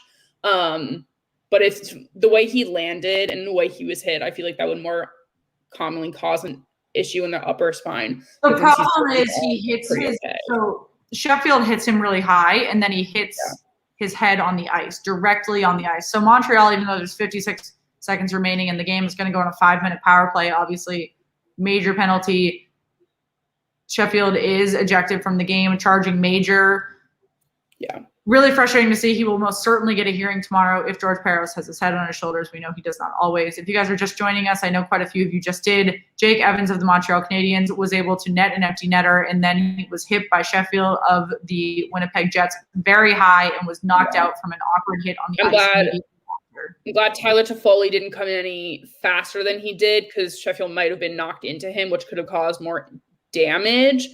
But I mean, hey, hopefully he's okay. We'll keep everyone updated on social, same way we do to Tavares. When we hear anything, we will be sure to post about it, keep everyone in the know. Yeah, we do all those updates. We've only got 18 seconds remaining in this game, so I'll be sure before we fall asleep tonight that we are tweeting and looking at the Canadian social media to see when they're providing updates. Make sure you subscribe to the channel and you like the video so that you can make sure you stay apprised of what's going on. That is really hard to see in game one, but we do only have 1 second. We are wrapping this up. Montreal is going to officially win the game 5-3. Obviously a confident win for Montreal, but a really tough way to see how it ends. Yeah. Yeah, Jenna, great point. I wish they would have just ended it there. We love physicality in playoff hockey, but you don't want to get dirty with it. That hit was just terrifying. Yeah, Bayou Benders, that's a great point. They broke the guys up immediately as they started. You can tell the ref was just trying to keep them off of him while they could stabilize him. No, but if you're going to let hits like that, I mean, the referees aren't going to let hits like that fly, but the teams need to fight that out themselves. It's like with Tom Wilson and Artemi Panarin, they started the initial puck drop by fighting with each other. Sometimes the guys just need to get it out. They need to get their emotions out. I'm curious to see if this is something we see happen in game 2, if they need to get this out of their system before they can feel like they're ready to play. Yeah, we shall see. Thank you guys that are just hopping in. We do have a final Canadiens 5, Jets 3. We had a really somber play at the very end of the game, only a minute remaining, where Jake Evans was stretchered off of a high hit from an empty netter. We shall see what Sheffield from the Winnipeg Jets hearing suspension situation looks like tomorrow. If you do not follow us on social media, make sure that you do so you can check in on that.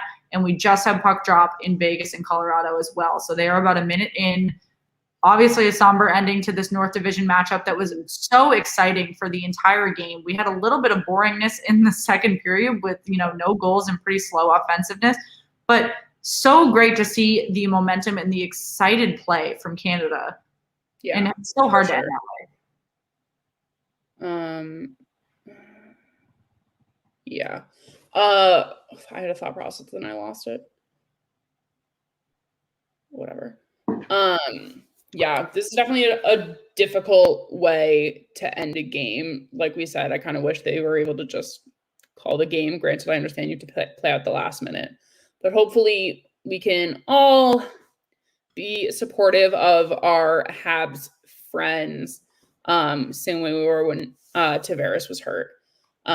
Definitely curious to see what happens with this penalty, as I'm assuming he will get a hearing.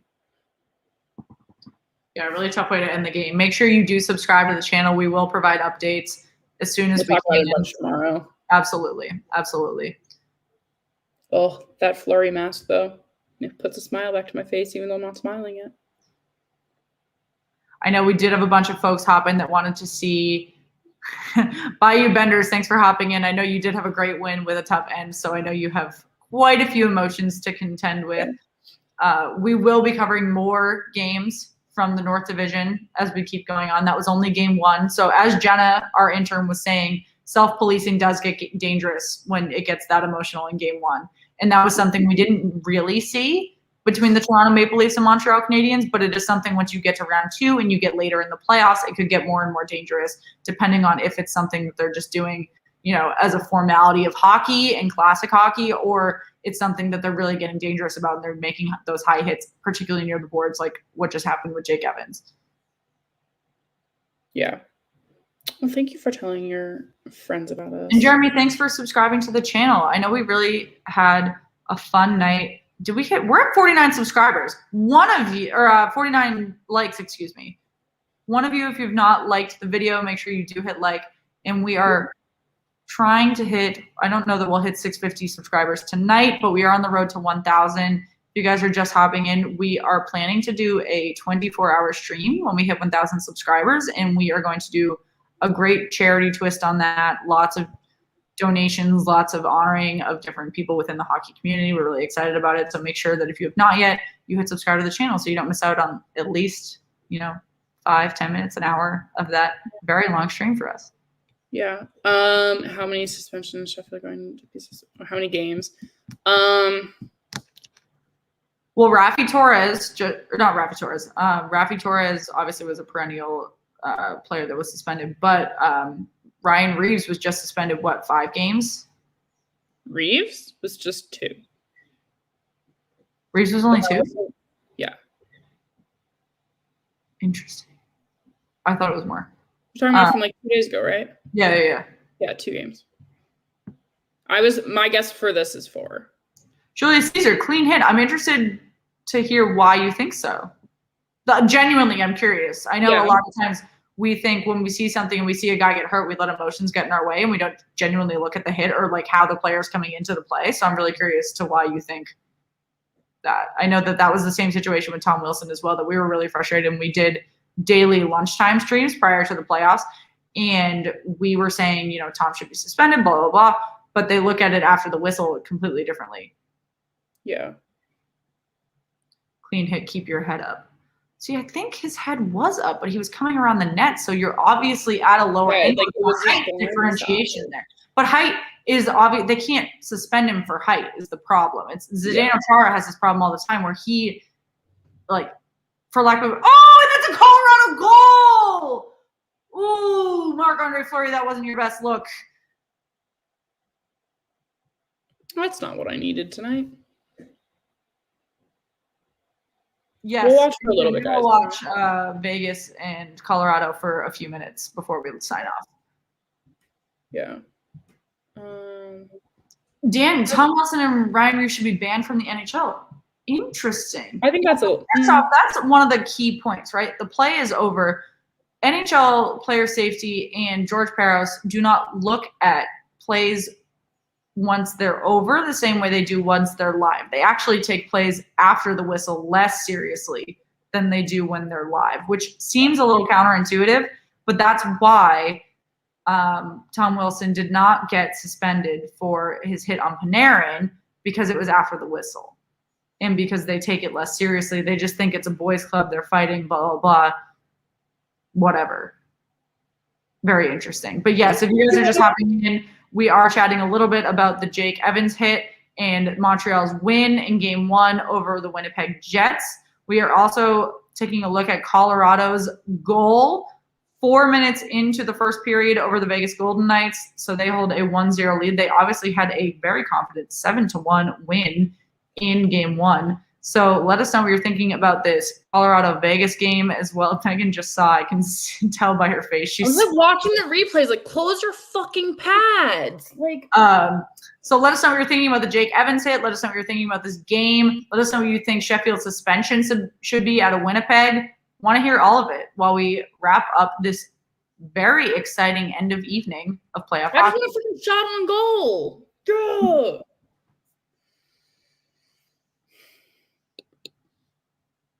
Guys, this is why I can't watch these games. Holy shit. Yeah, guys, if you have any more thoughts on everything that's occurred tonight, like, we definitely want to hear what everyone has to say. But kind of shifting gears, I know we have a lot of Avs fans in the comments right now. Yeah, we do. I didn't even change the thumbnail. Thank you all for joining us. I'm not doing it, guys. I can't change the thumbnail, but it takes 15 minutes, and you'd all leave me before I finish it. But we're about 5 minutes and 30 seconds in.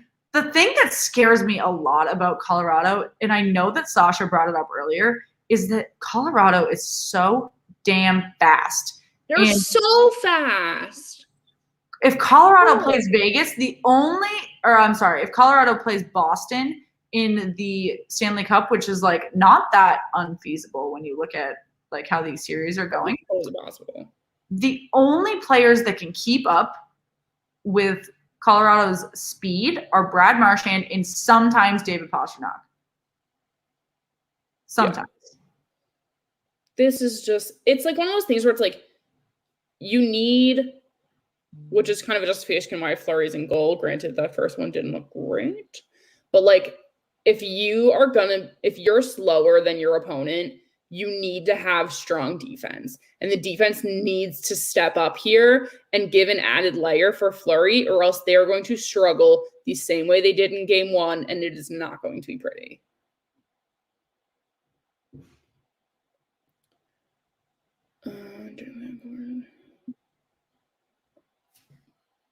Yeah, Vincent, I think that's kind of a point that Shannon and I have been saying a lot. It's like the play was over. There was no reason for it. There was no one else around. The play was dead. There was a goal before. It's just, yeah. Jenna, it looks like Mark Sheffield does not have an injury history. However, I'm looking at Twitter a little bit, and there are quite a few NHL analysts, verified analysts, that are very, very upset with the play and think he's probably going to try to argue he was preventing a goal, and that they think the minimum is that he should be suspended for the rest of the series. So that could range from 3 games to 6 games. Yeah. Which I don't think is out of the question at all. Yeah, I agree. Dee, thanks for joining us tonight. I hope you have a lovely evening.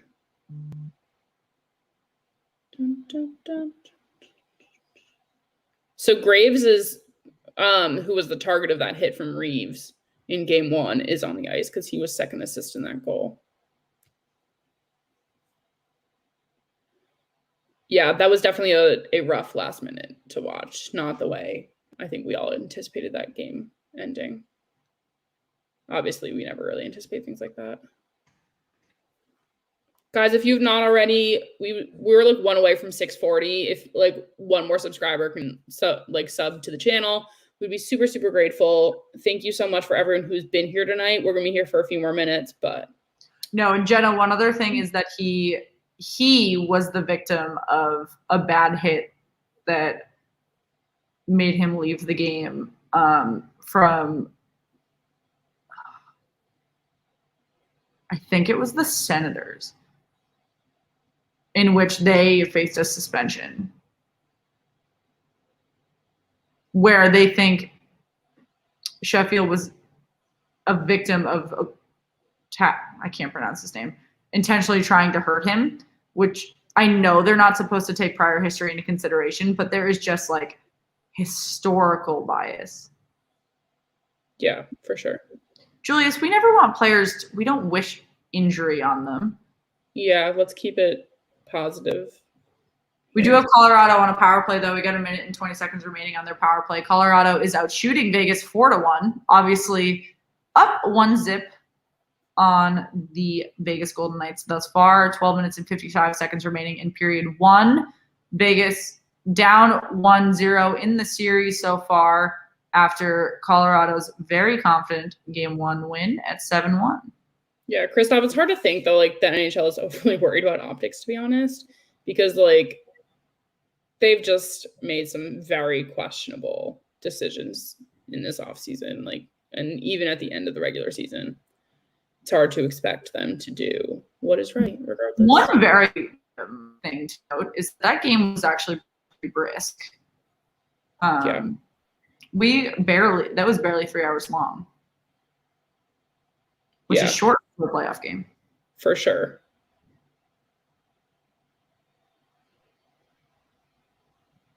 I mean, I'm not going to be shocked if he's not fined. Like, nothing shocks me out of player safety, or not suspended, excuse me. But he should, like, I personally think he should be. Yeah, from what I was able to see, like, in the replays, I think it didn't have to happen. Yeah, Maura, completely right. I love a good hockey fight, and I love physicality, and I think physicality is very important to playoff hockey, but I don't want people to get hurt either. I'm 100% on, like, I've been open about this. Like, people give me shit. I don't really care. I'm a big Tom Wilson fan, but I never want those hits to go too far. Like, never rooting for someone to get hurt. And yeah, Vernon, he went high, like, for sure. Jeremy, I am not from New York. I take that a little personally. I'm from Boston. I am.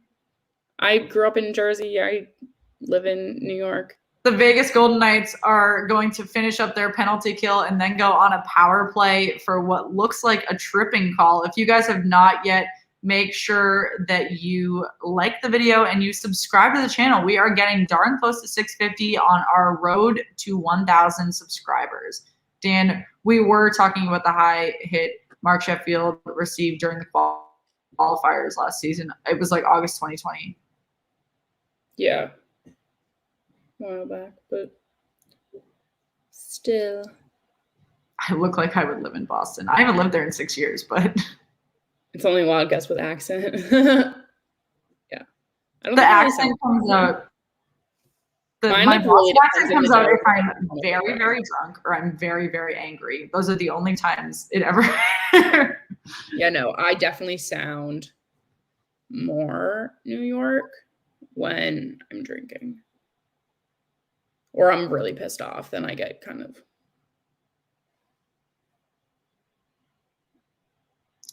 I know we've got a few of you hopping into the comments. Vegas is 1 minute and 40 seconds remaining, in their power play. 10 minutes and 40 seconds remaining in the first period. Colorado out shooting Vegas 6-2. We've been chatting a little bit about the Jake Evans hit from Mark Sheffield at the very end of the Montreal 5-3 win. Oh, an amazing shot by Martinez on Vegas. Wow, that was incredible.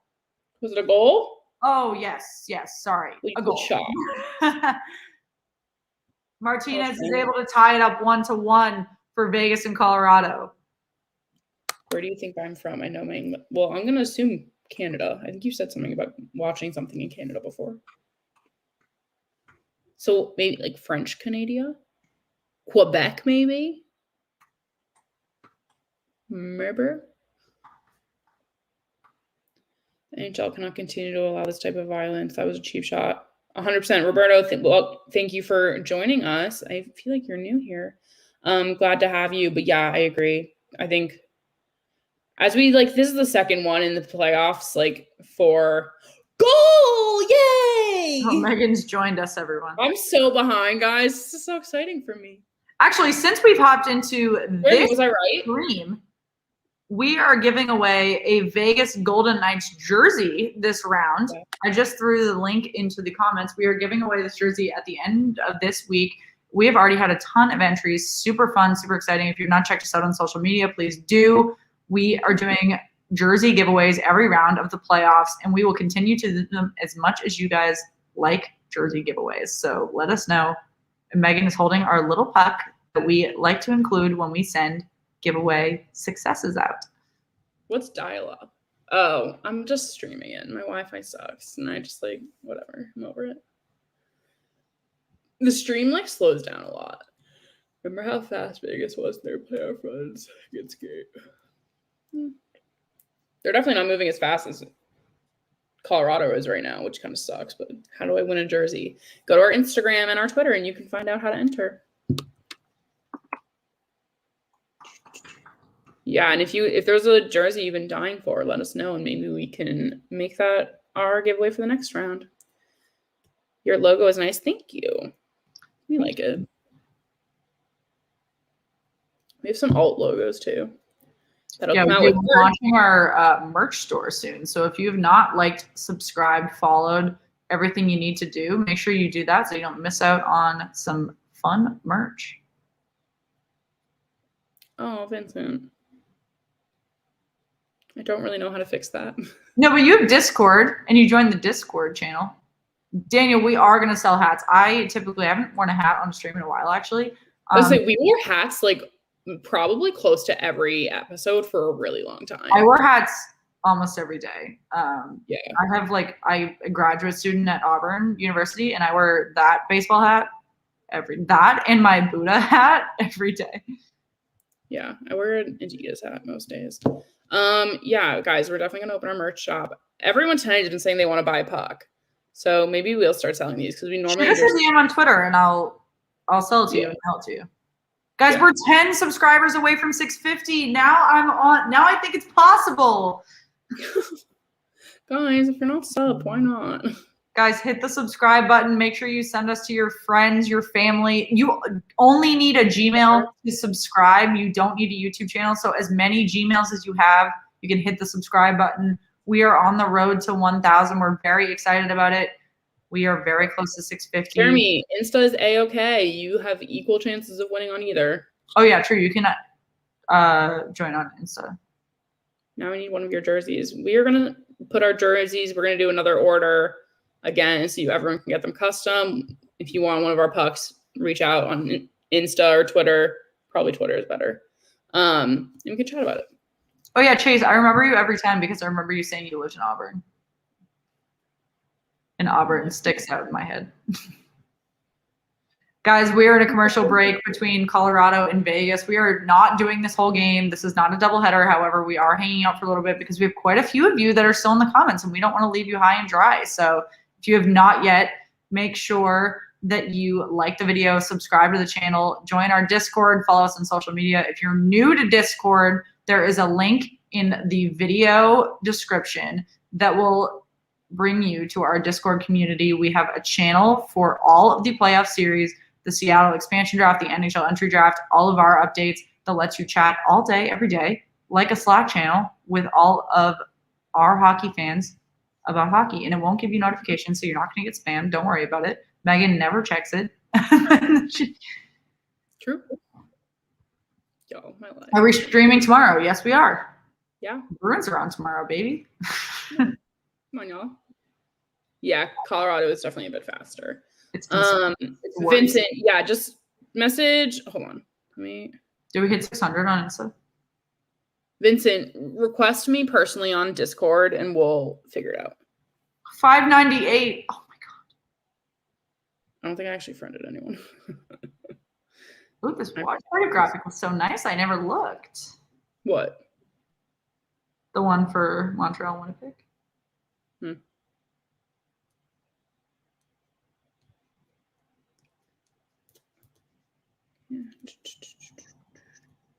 Jeremy, new on our Insta? Welcome. I put a lot of time and energy into that, so I hope you like it.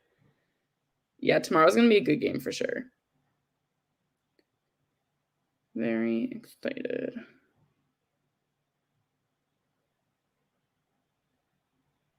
And guys, on our Discord channel, if you guys are your own streamers, you write for any sort of website, we do have a self-promotion page. So you guys can promote. There's already close to 50 people in there that will see your stuff. So that is reason in itself to join the Discord so that you can get your content out to a larger audience. Super excited. Make sure you check that out. Again, the link to Discord is in our video description. It's just an app, not difficult, not scary. Colorado is on another power play. Yeah.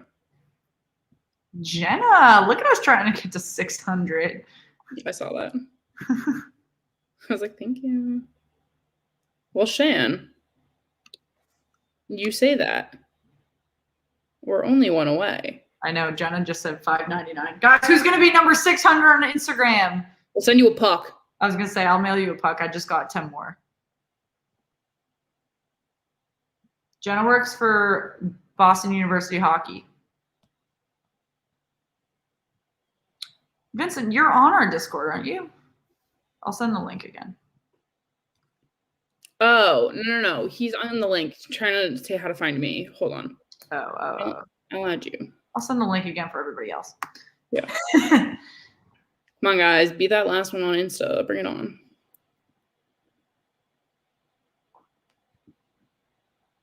There. And make sure you subscribe to the YouTube channel if you've not yet. We are well on our way to 1K. We said it earlier in the stream, but we have doubled in subscriber size and viewer size in the last 30 days, which is all thanks to you guys. Super exciting. Really fun to meet you guys every night.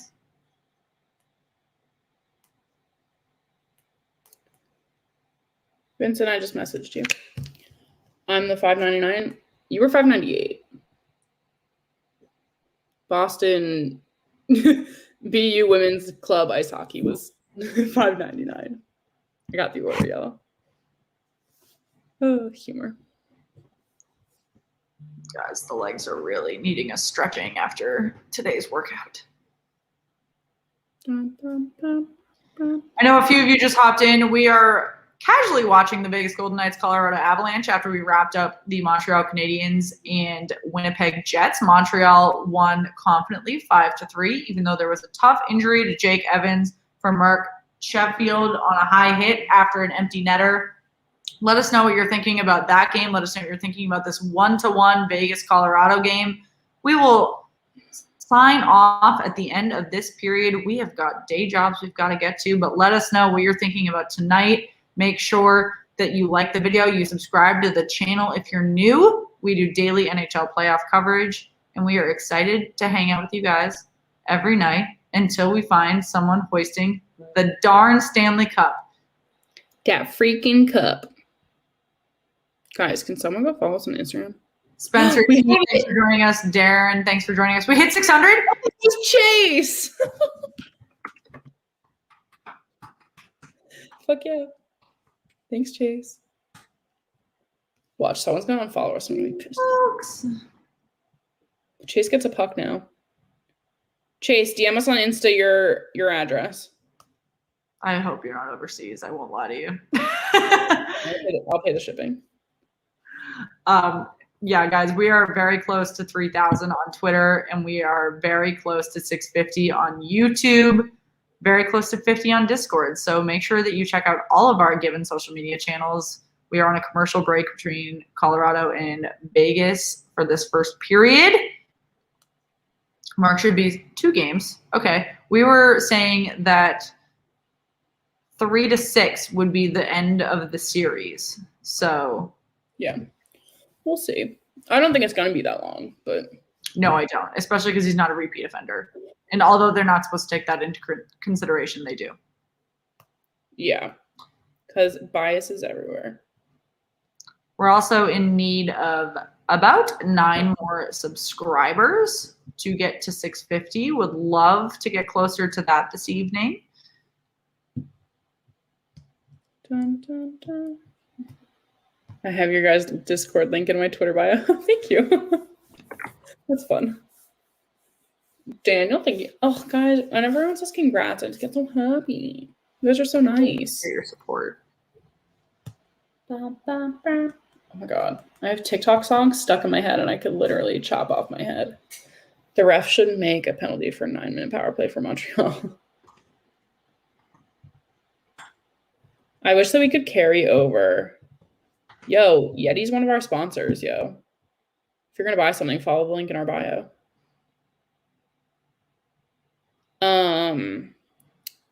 I wish they could carry over power plays in series like this.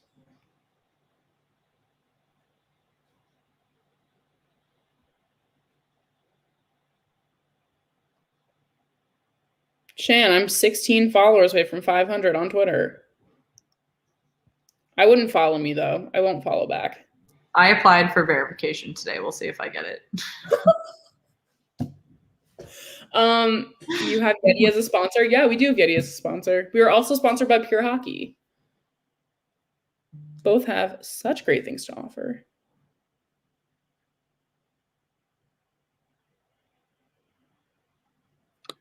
Dun, dun, dun. We love Yeti. I have so much Yeti in my house. It's ridiculous. Yeah, majors should be allowed to carry over, honestly, in like 7-game series for playoffs. Like, even if they made it like just specifically for that, like I'd be fine with it. Just saying. Oh my god. Oh my god. I'm pressing buttons on Discord and I don't know what I'm doing. I need to stop. Nah, I'm in Bama. Great. Did you DM me your address? Oh, it's in the... Yeah, we've got 4 minutes and 40 seconds remaining in this first period. Colorado out shooting Vegas 7-6. A great opportunity for Colorado after Marc-Andre Fleury is flopped on the ground. He's able to get back up, and Colorado is still shooting. Vegas is not able to clear it at all. Oh, my goodness. Looks like we've got a delayed penalty. I don't know who it's on.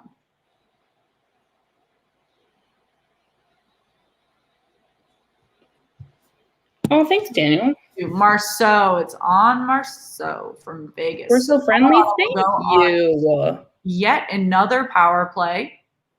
Naturally. Why is Fleury always rolling around on the ground? Like, I feel like it just became like a commonality that he's going to squirm. Dun, dun, dun.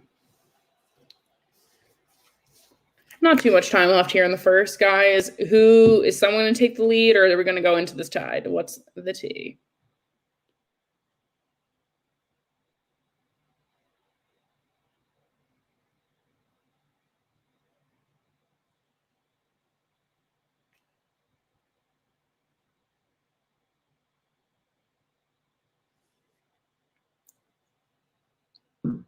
All right, guys. Colorado's on this power play. They're going to be on a power play for 2 minutes, obviously, and there are 4 minutes and 15 seconds remaining in the first period. So about half of what's remaining in the first period, Colorado will be on a 5-on-4. Let us know if you think they can go up 2-1. Right now, it's tied 1-1 between Colorado and Vegas. Colorado out shooting Vegas 8-7. Colorado also leading the series 1-0 after a confident 7-1 win in game 1.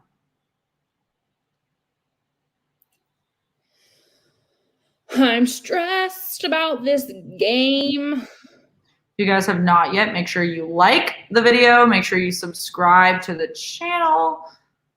We are well on our way to 650. I believe we are 9 away. Excited to get close to that. Colorado has wasted the first minutes of their power play. We shall see if Vegas can clear it out once again and kill a few more seconds. That looks like a boarding call, but it doesn't look like they're going to get it. Going to get a line change for Colorado and a shot for Vegas on shorthanded. Oh, I love it. I love it. I love it. Yeah, Spencer T, there was a Bruins Capital stream we did in round 1 where there were Colorado goal! Another one Fleury probably should have had. My goodness, folks. I'm waiting.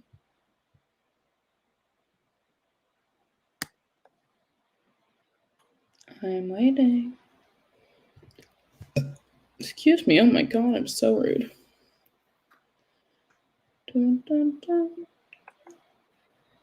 Let us know how you're feeling about this game so far. It is just Colorado. I think I'm sleeping on them because I really just don't want them to do well. We're not sleeping on them. We're just against them. I just don't want them to do well. Oh, come on, Meg, it's a game. I'm waiting for the goal. That's just my face. This is just how I look. Guys, we're well over 50 likes on the video. Thank you so much. Again, 9 subscribers away from 650. Really appreciate it. Colorado will now be on even strength now that they have scored and made it 2-1 in the first period. There's 2 minutes and 30 seconds remaining. Dead play off a deflection over the glass. Colorado out-shooting Vegas 10-8. Colorado also 1-0 in the series.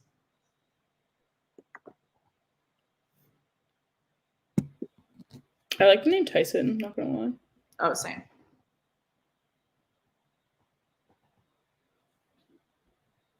Okay. They deserve that. It's fine. I would like to score again before the end of the period, just so I can go to bed with some type of positivity in my soul.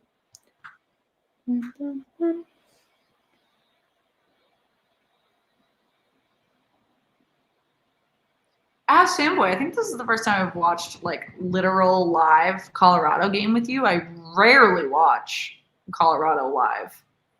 Yeah, we're always in bed. I mean, I'm probably going to watch it in bed. It just won't be live, folks. I won't lie to you. We do owe you a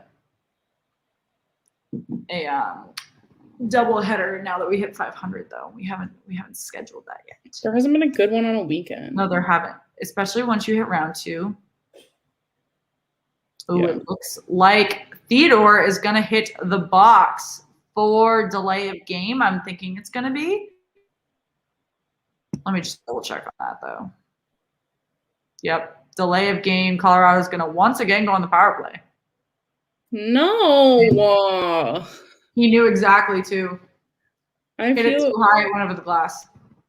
For everyone that's just joining us, there's 2 minutes and 10 seconds remaining in the first period between Vegas and Colorado. Colorado's up 2-1, and Colorado's on a 2-minute power play taking a face-off in Vegas's zone. Let us know what you're thinking about this game so far, and let us know who you're rooting for in this West Division matchup. I know that both of these teams are Stanley Cup favorites for many people. Daniel, you have a good night too. Hopefully see you tomorrow back here, same time, same place. If you're new with us, make sure you like the video and you subscribe to the channel. We do daily NHL playoff coverage. Tomorrow we will be covering the East Division. Got a little tongue-tied there. Might lay down and listen to the game. Oh, that sounds so ideal. Buddha, hello. Buddha, I feel like you're Colorado Avalanche. Are you ladies sure you're going to get sleep? Well, we're not going to do this entire game, but no. I don't sleep that much. The problem is I usually brush my teeth and get in bed, and then I'm wide awake and watch 3 episodes of Special Victims Unit. Yeah, I put crazy TV shows on. It's fine. We just don't sleep anymore. Shan sleeps later than I do. Ooh, what a no. Dude, why is your tail wagging so fast for this hour? Yeah, Shan stays up later than I do because I fall asleep 11 fairly easily. Well, on a normal night, I tend to go to bed early because I wake up earlier because I like to work out in the mornings. Playoffs people, I'm usually in bed at 8 o'clock, teeth brushed in bed at 8 o'clock. We have got a ton of opportunities for Colorado in this power play though, and they have been lucky. They have gone wide, a little high. It's not anything saying, thank you, Buddha. toward Vegas's defense. Spencer, thanks for the follow. I love all your emojis. Wait, you're an actor? That's so fun. My best friend is in the national tour of Baby Shark Live, the musical. When I saw Frozen on Broadway, the icicles broke. Fun facts.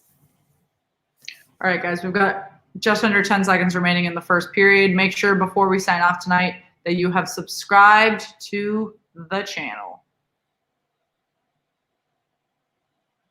Very excited to see you all tomorrow for the East Game 3 matchup between the Boston Bruins and the New York Islanders. Let us know who you're rooting for in that game. Let us know your last score predictions for Colorado and Vegas before we sign off. Vegas has 8 block shots to 0 for Colorado.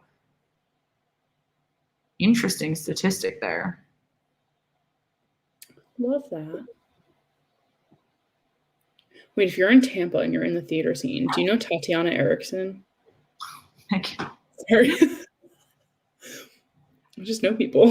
You guys are just hopping in. We've got about 11. They added some time to the clock. 11.3 seconds left in this first period. We're going to take a face-off in Vegas's zone. Colorado is back on the 5-on-5.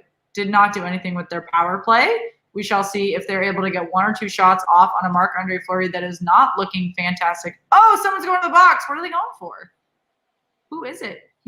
They're just showing an overhead of the referee, and they're going like this, just pointing to the box. For what? Theodore is going to the box for Vegas. Again? Maybe I think that the clock is messed up. Could it be a re? Oh, because the play probably stopped before his penalty was over. I think the clock is messed up.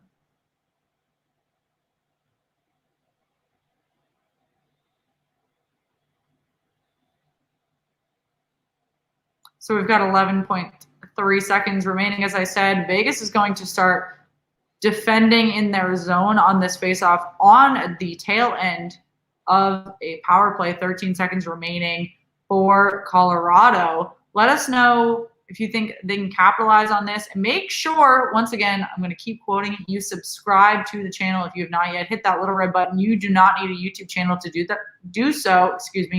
All you need is a Gmail. As many Gmails as you have, you can subscribe. I learned that yesterday. Delay of game. Yeah, they're reviewing. It's the same delay of game. Oh. So it's like, what, 3 seconds now?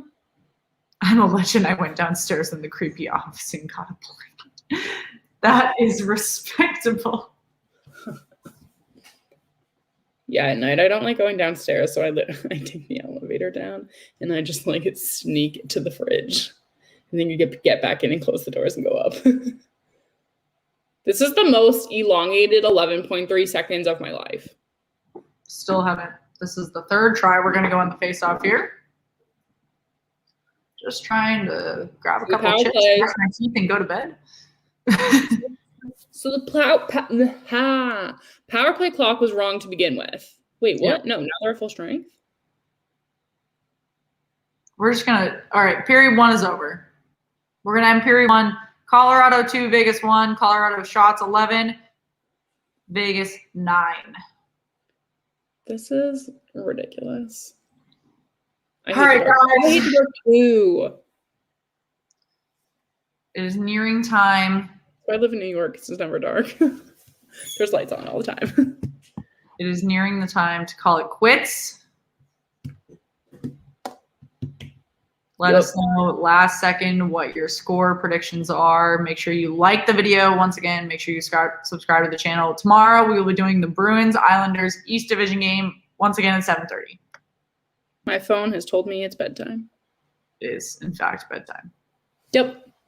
Guys, this was super great. Like Shannon just said, if you haven't already subscribed to the channel, you can always find us on social, Twitter @SweetheartsPod, Instagram /.sweethearts. We will be back here tomorrow, 7:30 p.m. Eastern, Bruins Islanders. It'll be a great game, possibly having some guests, who knows? But we cannot wait to see you guys here again. Hope everyone has a good night.